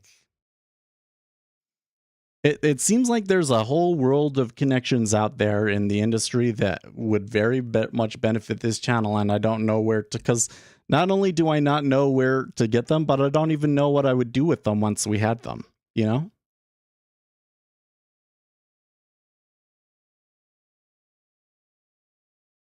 That's why I was asking yesterday, because that's how that dude trades with volume profile and other things like order flow. Yeah. So like the sort of thing that I'm saying is like, so if I come into a chart and I come in and I say, okay, here is today. We have opened up below yesterday. We had a trend day.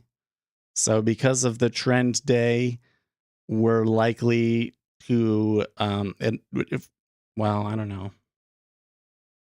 I don't know what they would say in this particular instance after a trend day. If it wasn't a trend day, they would say, because we opened outside of the previous day's value area, we are likely to move back to the previous day's point of control. And if we don't, then we're likely to get a strong move down. That's the sort of thing that they would say, right? And so they would say, well, because we failed to move back into the value area, I'm going to take a short here now. And maybe they have some target based on some previous point of control from way, way, way long ago, right? And then they come in and they say, I've done a back test on this. And when we have this situation, it tends to move down 80% of the time, or whatever the deal is, right? Well, so that's a faulty application of the data, I guess you could say. Basically what we're doing is we're saying, I see something in the market and it tends to happen X% of the time. So that means that it should continue to happen that way. That would only be the case if there was something about that setup that made the thing happen. But it's probably much more likely the case that there's something else that's making it happen. And it could be even the case that that thing that makes it happen normally, in this particular situation, you really know the situation, it's not likely to make it happen. You get what I mean? So like, again, it comes down to, why is it moving? Is it moving because there was some pattern and so everybody's going to follow that pattern? Or is it moving because of people's changing perceptions about future order flow and fundamentals? I would argue that at the moment that it's that people's changing perceptions about future fundamentals. So in that situation, I'm not going to buy these. Like, I'm not going to come in and buy in ZN, right? I'm looking for people to continue to sell. Now, when we had that big pullback, that could have been an opportunity for me to sell, but I said no. The market doesn't look too healthy. It's a little bit too volatile for me as well, so I'm not going to touch it, right? So that's why I didn't take one today. But like, that's how I go. Okay, I'm not a chartist, but VWAP fades seem to be a reliable setup. So that's a really interesting one, Autolicus. So I've back tested that one. One of the problems is that you don't get tick replay data essentially past 2 years as a retail trader. So we can't test it on a high enough time frame to really know how well this works. But there is definitely a thing where if we've been away from the VWAP for a while and we come back to the VWAP, that they are likely to bounce, like, I think almost 55, 60% of the time you're going to bounce. So there is actually a very good, there is something to like the VWAP bounce. The problem is that when it doesn't bounce, it's ugly. Right? So it's a skew. There's a skew in the statistics about it that don't lead to the expectancy that you think it should, right? This is what I was trying to get at earlier, right? Is that just because you have a stat doesn't mean that works out when you start applying like your risk parameters and everything else, right? Like that trade only works if you come and say, okay, so under this situation, it will continue to move down 60% of the time. That you only make that a profitable trade if You take the trade and hold it till the end of the day, no matter what. And just know that one day when you lose, it's super ugly. And I hope that your account can handle it because you're going to have a steep drawdown. Right? But what happens is you want to have a stop that's a certain amount. And then it ruins the whole expectancy of the system. It doesn't work. Right? I think I should just go back to trading options. At least at some point I was making money. I don't know. Want this to be real? Well, there's probably a lot more opportunities if you have a large account. Yeah, so I would say if you have a large enough account, there's probably more opportunities for you to make money in options than there is futures. Because you can set up your function to be whatever you want, and to give you positive skew, essentially. But there's problems with that game too. You have to have a decent amount of money to be able to play that game. And probably a lot of the people that made money doing that during the pandemic are losing it right now, right? That looked like the 10-year did make a lower low. No, they matched their low from 730. But that's not anywhere close to the low, which was 22.5. Oh, but it's only like 2 or 3 ticks away. Well, it looks like we are getting that steepening still. So it's kind of hard for me to decipher if they're going to push lower. But if I was going to take a trade, it would definitely be on lower. I don't know. So we're like, what, 2 basis points up on the day? 3 basis points up on the day? You have to have a wall in your losses. It's not like, yeah, but like what I'm saying is this, like, okay, we come in and they say, let's say that it's 60%, right? 60%. Okay. So, but you need to think in terms of distributions, right? This is just like a binary statistic like that isn't really very useful to trading. You need a distribution. So what you really want to be thinking is, okay, if I take this trade X way, on average, what do I make per day? What do I make per day when I'm trading this strategy, right? And so what you're going to have is here is 0, right? And we're going to say 60% of the time you win, right? So 60% of the time you win and 40% of the time you lose, right? So this side is going to be lower than this side, right? The problem is, how much do you actually make or lose, right? The more, so how high this is like what your probability is, but how far away from the center this is how much you've made or lost, right? And what you will tend to see with strategies like this is that it's skewed like this. Okay. So when you look at this chart that I've made, let's me make it a little bit more cleaner now. Okay. So when you get a distribution that's like this, okay, which area do you think has more area to it? This part over here or this part over here? Well, it's very clearly it's this part over here. So ergo, this strategy does not have a positive expectancy once you factor in,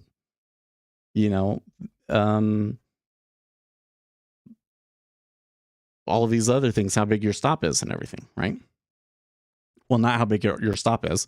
Once you factor in the,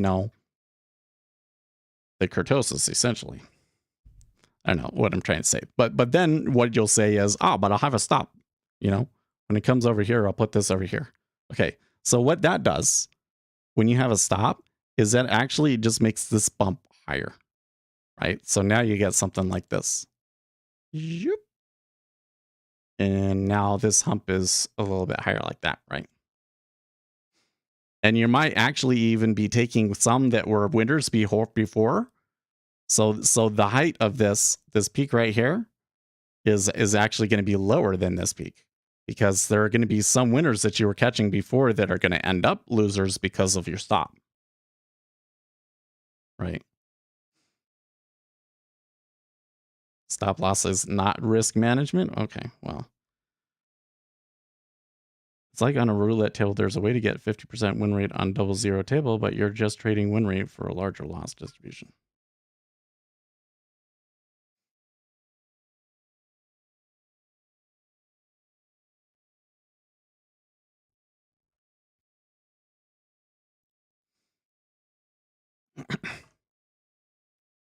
Much better to hedge instead of using a stop loss, maybe, but that doesn't I don't know if that changes your distribution. I'm just talking about the, like again, like here's the thing, is that the point of this is that the way that they trick you, and I'm not saying that every influencer that gives you stats that this is what they're trying to do. I think that a lot of them do understand it, and it's just like not everybody is at the same level, right? They come in, they give you a number like this, it fools you because you say 60% of the time. Well, that's got to be, if I can take a trade and I can win 60% of the time, surely I can make money from doing that, right? But it doesn't actually show you the distribution. When you actually do the distribution, it doesn't come out that way. And the way I've figured this out is I backtest these things. So I backtested trading VWAP bounce. And what I found was that I made more money if I traded against the VWAP bounce. And the drawdown on that strategy wasn't very good. Right? I got to tell you, there's a lot of things that seem to work pretty well, but have terrible drawdowns.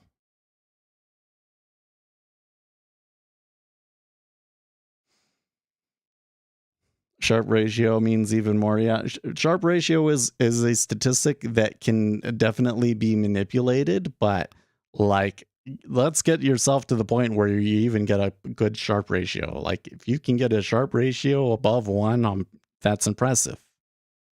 You can get a Sharp ratio above 1, that's impressive. That's really impressive, in fact. Because everybody thinks that it's like, oh, I need to get my Sharp ratio to 2 or 3. Well, like, you're comparing yourself with an institution. It's not, and even then, those Sharp ratios might not actually be as good as they appear, right?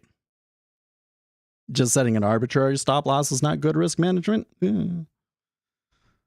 Well, but I don't know. It kind of sounds to me like you're suggesting that here we have a market and I'm going to buy it here and I'm going to put my stop just a little bit further than where the last loss was and yada, yada, yada.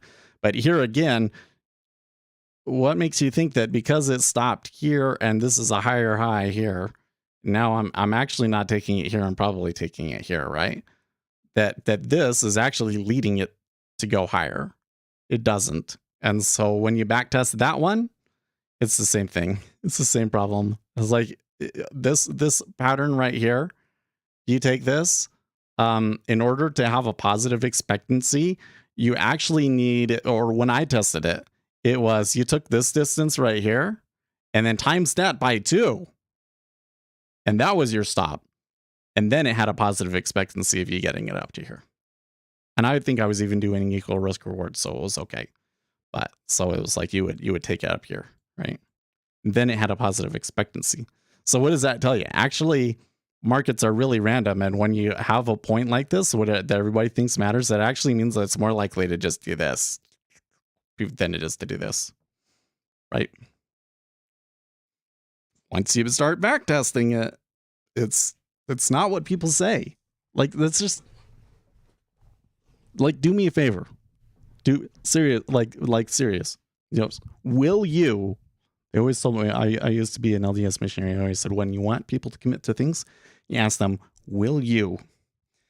Will you, next time you see somebody with a video promoting a specific strategy that does not include the long range, and I'm talking 2 to 5 years worth of stats about what the drawdown on the strategy is and the Sharp ratio and the max loss and the max win and average loss and average win, all these stats, right? And if they don't have that stuff, point it out and give them shit for it. Okay? because these strategies sound all great when they're like showing you examples of charts where it's worked and explaining the logic behind it and everything. But when you back test it, they're not so great. And if they're not showing you those kinds of stats on a supposedly statistical inefficiency, it is useless to you. Because you have to go and program it yourself and test it. And you know, I've done that a long time. Did that for a long time. Nothing ever came of it. The things that I found that worked the best were things that like I've never heard anybody talk about. I made a video about that one. There was the one where there's a strategy that worked really well in the pandemic based on R squared. Okay. That's been the most effective technical thing you can use that I've found. Never hear anybody talk about it. Right. And even then it's like, I just find that it really helps your strategies out. Wouldn't say that like that thing alone makes you profitable or anything.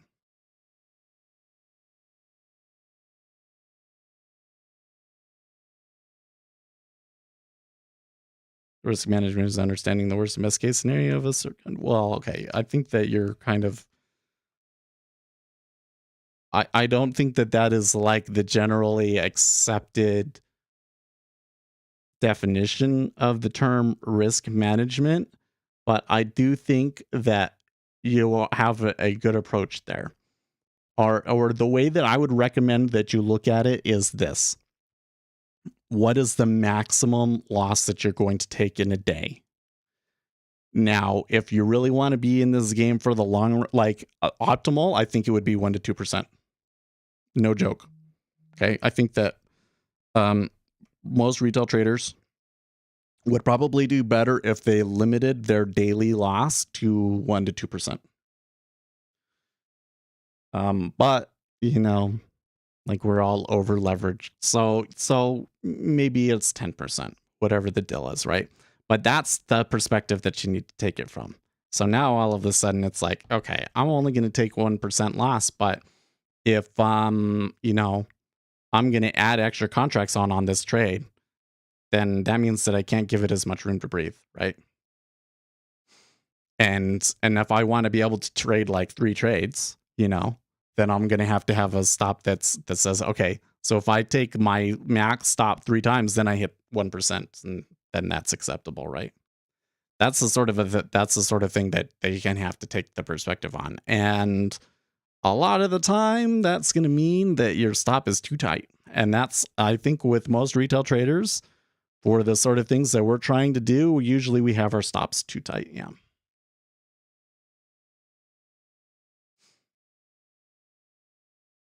Hello, NASDAQ killer. A little late today. Well, you think I'm wondering what they're going to do here today is like, I'm going to finish and then they're going to push lower. Then it's just going to be like a bender lower after I'm gone. Below 1% is the way. Well, yeah, I'm just saying the retail traders, there was a prop firm that posted some of theirs, or they said here were some of our stats, and they found that their traders that were making money consistently were keeping their max loss to 1% a day. So that kind of tells you how it goes. It's like once you start taking on more risk than that per day, the chances of you blowing your account are really high, essentially. So.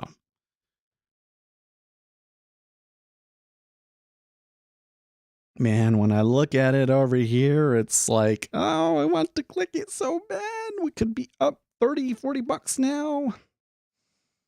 Yeah.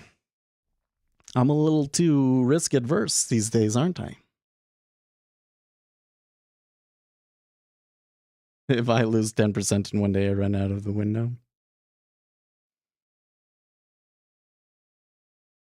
One question on the DOM: why does the market push lower when there are a lot more buyers? So do you mean like Well, okay. You have to be more specific, FTH, because the aggregate number of buyers and sellers is always equal, right? Maybe you could say there were a lot more market buys than there were market sells. That may be the case. And if that is the case and it still goes down, then that just means that the limit bids are weak. Kelly criterion is my understanding that banks manage risk. Yeah. Kelly criterion is a little more advanced than you probably have to go to with your typical futures trading account, though.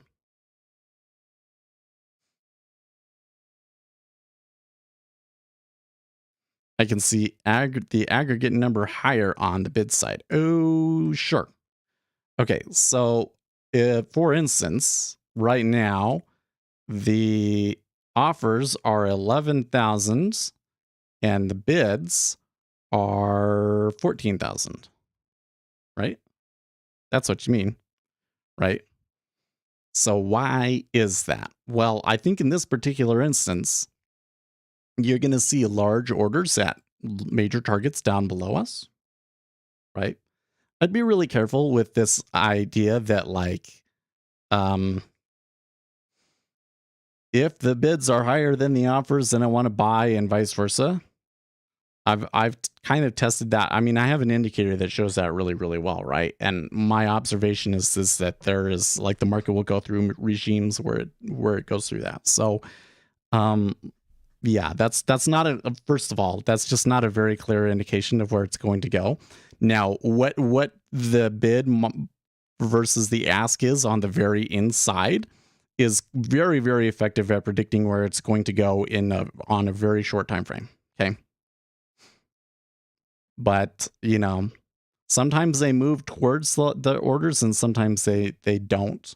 But this is why you really want to have that current trades columns in the middle, right? Because what I'm seeing when I look over here is that there are many cases where it hardly takes any orders at all for them to make it tick down. And then hardly anything at all tries hitting back the other way.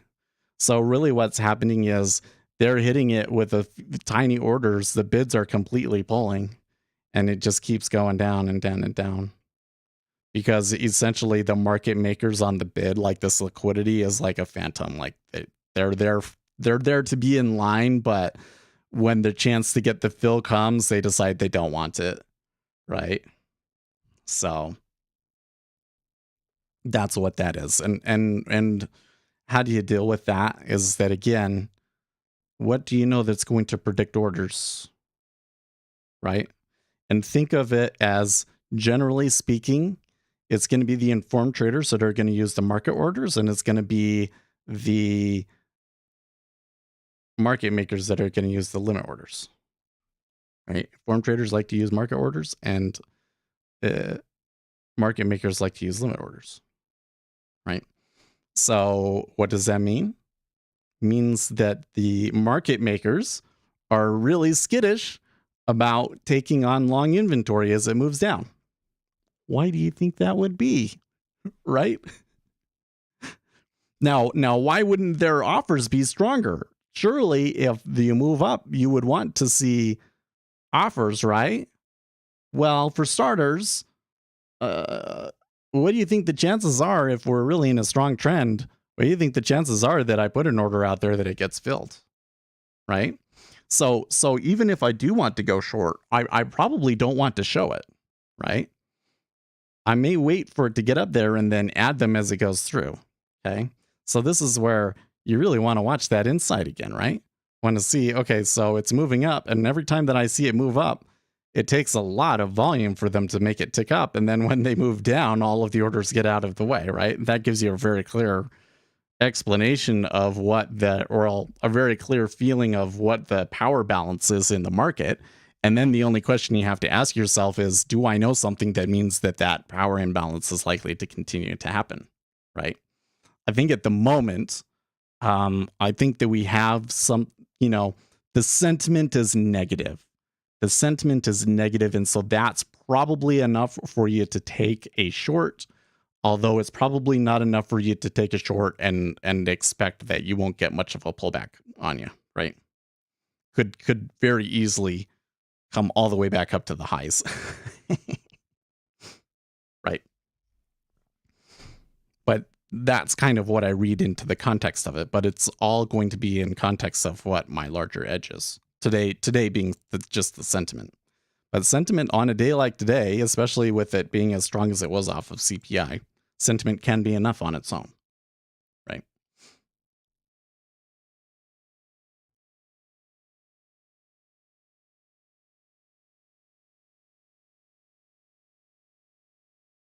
Definitely don't know enough about it. The Kelly criterion.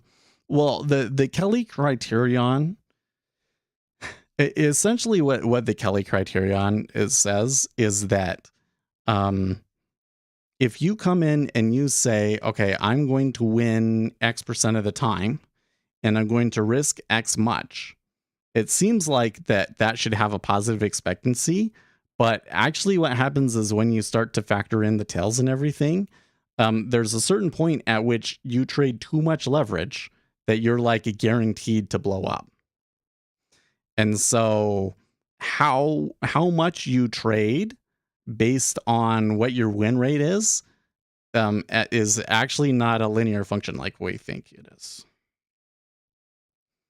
So you can map it out with the Kelly criterion. It's just that those numbers don't start to matter until you have a much larger account. Right. But even at that point, I kind of think that, especially for what we're doing, that what the market can tolerate is probably a bigger factor for you in scaling up than the Kelly criterion will be. Could be wrong about that, but my intuition tells me that might be a bigger effect. There's nothing bad with the stop losses. That I'd rather trade a small position and book it as inventory than trade a bigger position and take a loss. But why? I mean, in the end, when you close out all of your positions, your profit and loss will be the same. Kind of sounds to me like really what you're saying is I'm going to hedge myself so that I can convince myself that I'm not actually taking the loss.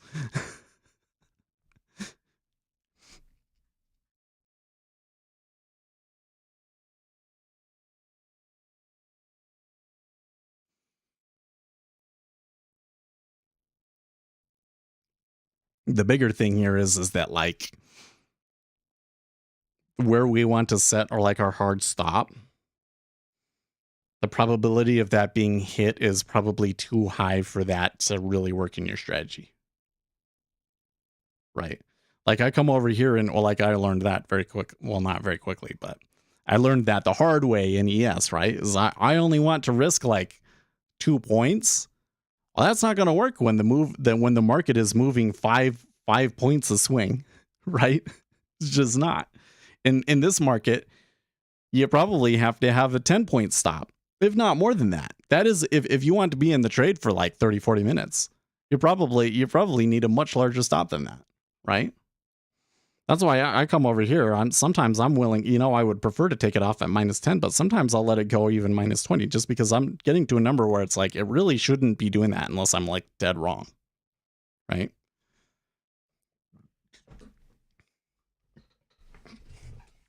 I want my stop to be well away from a location that it's going to hit by mere chance. Otherwise, you're setting yourself up to have random results.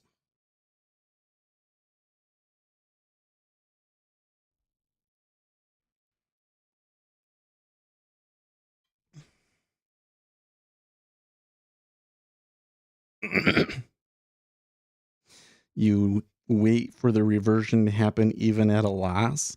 Well, okay, but then you would have to unhedge the other side of the trade at the point at which you wanted to take it on again, right?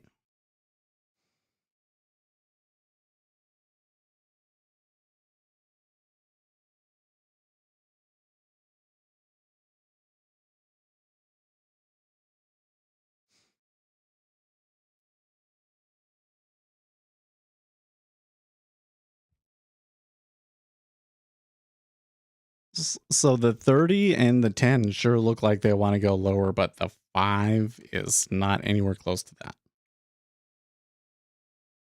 Once the pair converges, you close it, sure. But that's still not like if I'm coming in here and I'm taking a spread trade, right? And my spread trade is that it has steepened too much, and so it's going to mean revert and flatten again. So I sell the 5 and I buy the 30 or buy the 10. Let's do 510. I sell the 5 and I buy the 10, right? Well, if that spread increases, there's a certain point at which I say, oh, yeah, this trade isn't working, and you close the trade, right? But part of why you do this is because there's more volatility in the outrights than there are the spreads, essentially, right? Some of these spreads, because you're trading these two correlated assets against each other, they very much like to mean revert. And so that's why a mean reversion sort of thing works. But you still will have a point at which you say, I'm taking too many losses, I have to close the trade out, or I have to hedge it out. So in this instance, what you can do is you can say, if the spread continues, right, we're moving down and the spread continues to widen, because every time that the 10 goes down more than the 5, I'm losing money, right? Well, I can just close out my 5 and let this side run.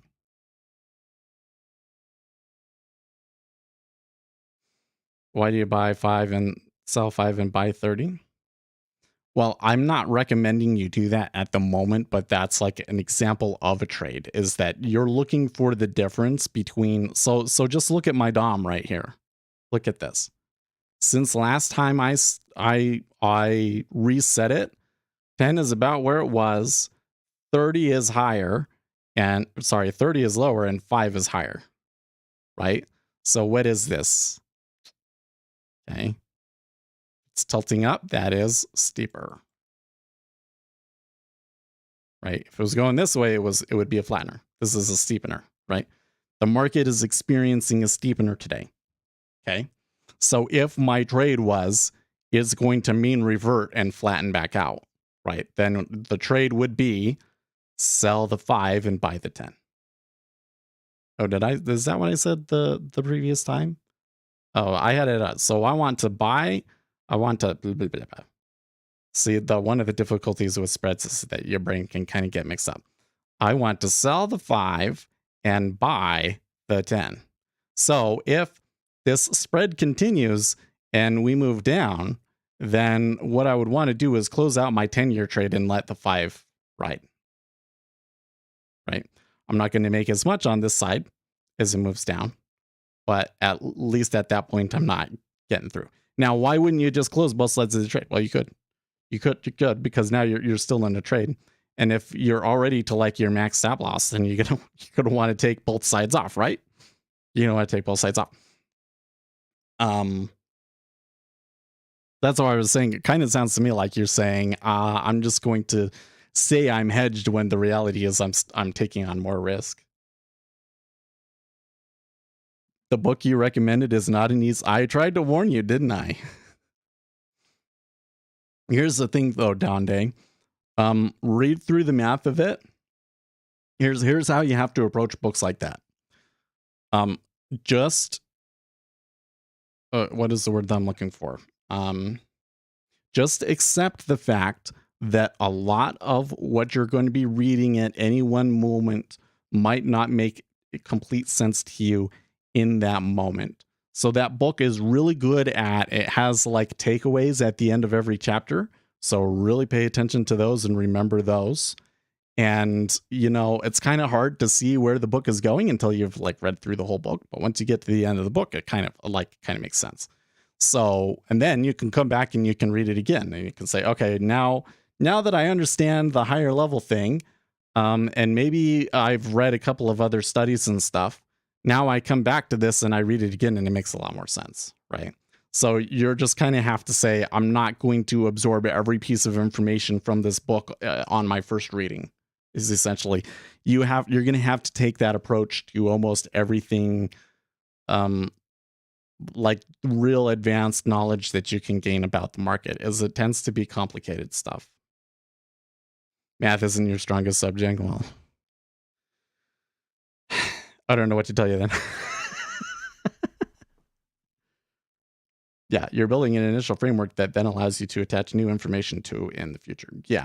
See, the whole problem here is that there's this whole world of quantitative finance, and in the world of quantitative finance, the people that are writing these papers, their job is to literally come in and read every paper that comes through the quantitative finance space. Okay, so there's this huge body of evidence of like 30 years worth of research papers that these guys have read and you haven't. So you don't even have the context to understand a lot of what they're talking about, right? But once you've read a couple of papers, and this is why that book is such a good starting point, is because that book is like, okay, here's like what we know. This is like the whole shebang, like pretty strong overview of everything that we know. Like if I wanted to teach a course about market microstructure, this is the textbook. Okay, this is going to give you the foundation, right? And then when you go out and you read the new research papers, you're going to know, okay, well, they're referencing this study where they proved that, meta orders even have this follow the same square root law in the cryptocurrency market, which is why we believe that it's likely because of the order book that it does this, right? Okay, so this is interesting. So if we had taken the trade that I had talked about, right, the flattener. Oh, actually, you know what? I'm actually not sure. I'm actually not sure because I think that my 5 moved. So I don't know if it would have been profitable or not at this point because this DOM has a reset, but maybe that gives you an idea of how I would go about a spread trade. I think that one of the things that we should be doing over the summer is trying to work out a better spread trade kind of strategy.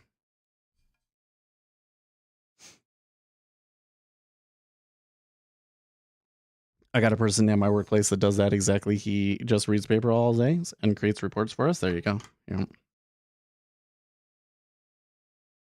Yeah, I think you should still read it. Well, okay, so here's the thing. Have you done calculus? Like how good you are at math is one thing, but like did you get beyond calculus and maybe some basic statistics? Because if you didn't take calculus in school, it might be really, really hard to understand some of the stuff that they're saying.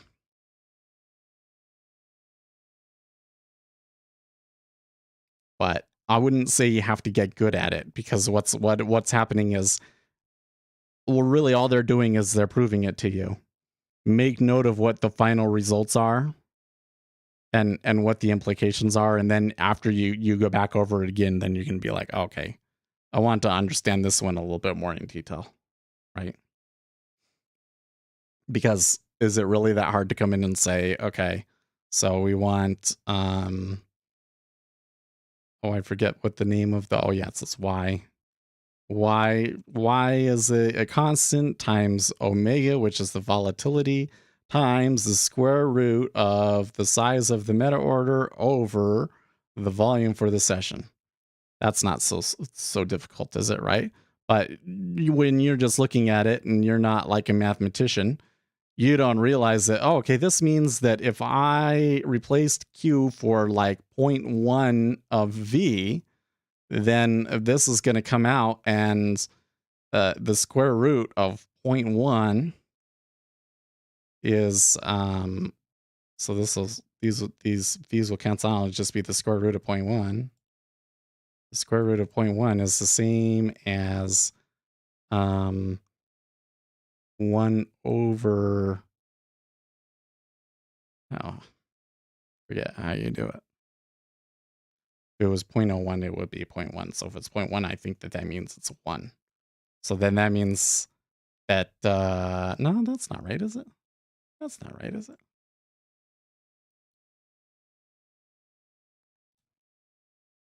It's 0.31622. Okay, 0.316.22.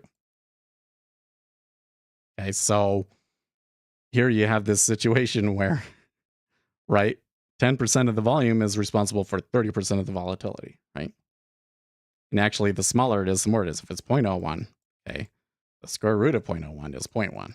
So now 1% of the volume is responsible for 10% of the volatility, right? That's what the square root law means. But I didn't understand that the first time I read it. Michael the Goat Sailor gonna get margin called again? I hope so. It is going careening down. So it's kind of interesting to watch the interplay here with the treasuries, isn't it? Because it kind of seems to me like the play is to just come over here and go short ES, right?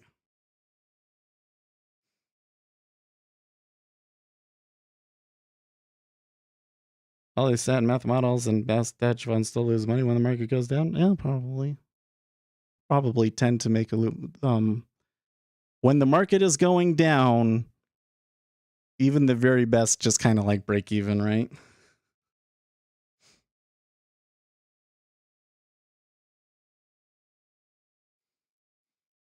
That's why it's not about how much you make or lose per se. It's like, what is your drawdown? Bitcoin is puking its guts. Yeah, it's let me bring this over here because it is really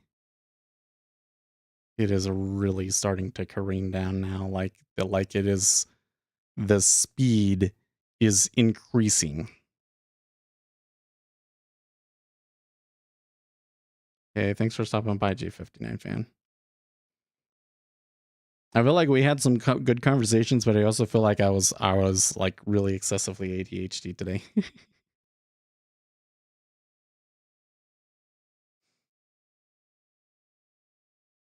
Anyways, I was going, it seems to me because I could be trying to play the treasuries here today, but I don't really like it. Meanwhile, in ES, I could just be short, right? It seems to me like maybe I should just, I don't want to risk, because I know how powerful of a pullback these can be. And if I went and I took an MES, it would blow my account probably. But if I had a larger account, it seems to me like you can just go short. I think that the play would have been go short on the open and just try and hold it. And they really fell out there, didn't they? It was about a 40-point drop.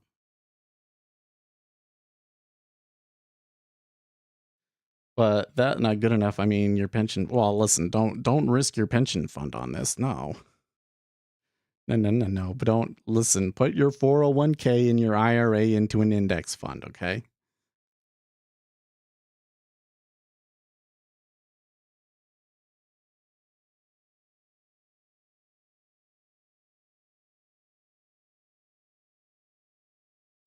Whoa, wait, what? Bitfinex, the only buyer of Bitcoin on Bitfinex, is a single trader using fake Bitfinex dollars to absorb all of the selling. Instead of printing Tether, they print margin loans to buy Bitcoin. This position is virtually impossible to unwind if it's real, because it's half the cold wallet. Whoa. So half of the bit. So you look at the cold wallet that Bitfinex has, all of the supposed Bitcoin that is there, and somebody has here bought a position that is equal to half of that.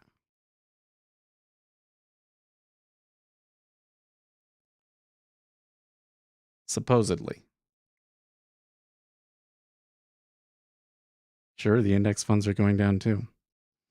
But when we're talking about your index, when you're talking about your 401k and your IRA, that's something that you're going to hold for 50 years, right? So what it's doing, how far it goes down this year is irrelevant. Strong offer there, 26.5.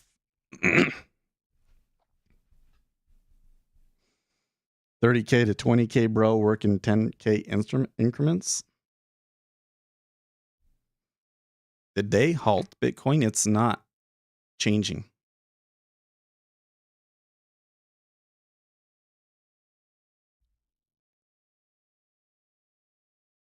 No, they did.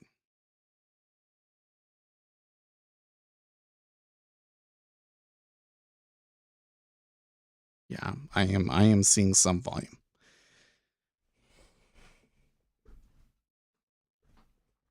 It's just in the futures, it's not a lot. It's a little ominous.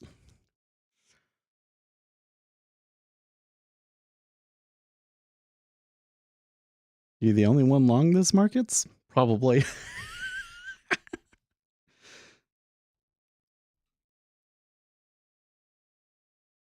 I tell you what, if I'm wrong about this, I don't feel terribly like attached to this trade. Like I'm not doing stuff based off of it, right?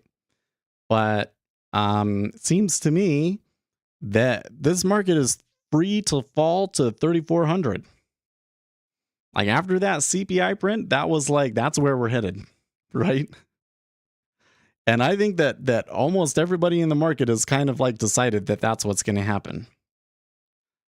But it could be like this situation where like, it's such a crowded trade that even though that's where it ends up going to eventually, like it's a very choppy road down there, right?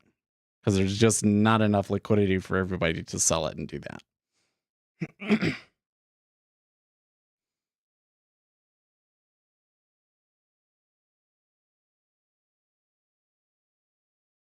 Rand Paul, Congress should allow the free market to thrive where consumers, not the government, decide how big a company should be. No, I don't agree with that at all. Listen, the market's never going to put a limit on how big companies can be.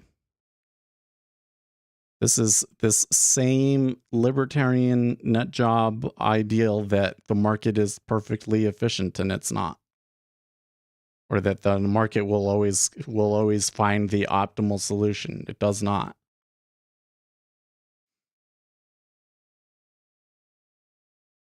A little over a year ago, I had 100K in my crypto. Oh my gosh. Well, and you must not have been a dedicated listener, or at least if you were a dedicated listener, you said, nah, Seth's wrong about this one. I could have been wrong. But I've been pretty negative on Bitcoin for I've come in and I've said maybe in the short term that it looks good. There has been some points during this bear run that Bitcoin was like, oh, it looks like they're probably going to move up a little bit. There might be a little bit of bullishness for a while, but I've been saying like, hey, you know what? If it goes back up to alt, I want nothing to do with it. I want nothing to do with it because this is not this market is based on fraud, and you do not want to be in it.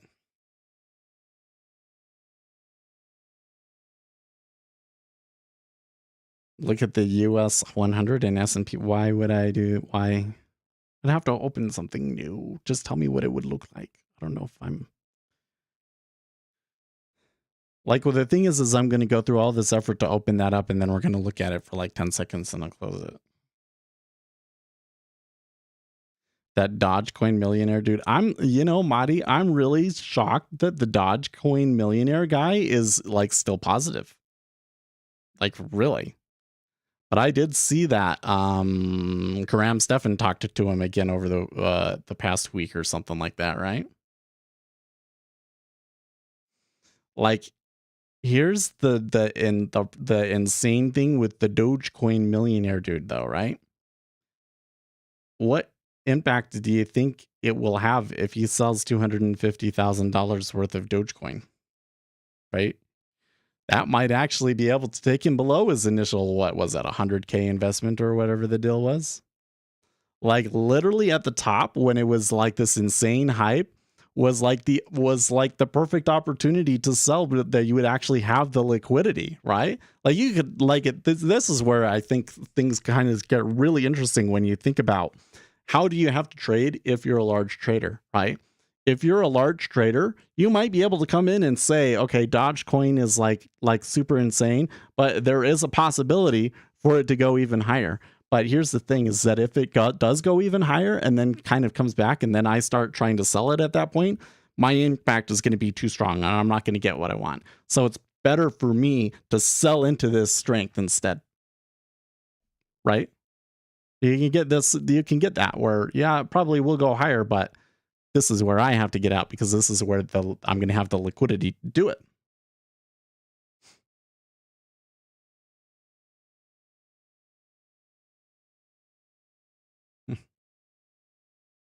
If next says every single one of these positions is underwater, but they suspiciously keep piling on, starting when Tether stopped printing billions of fake dollars. Okay, the 10-year is back at those lows again.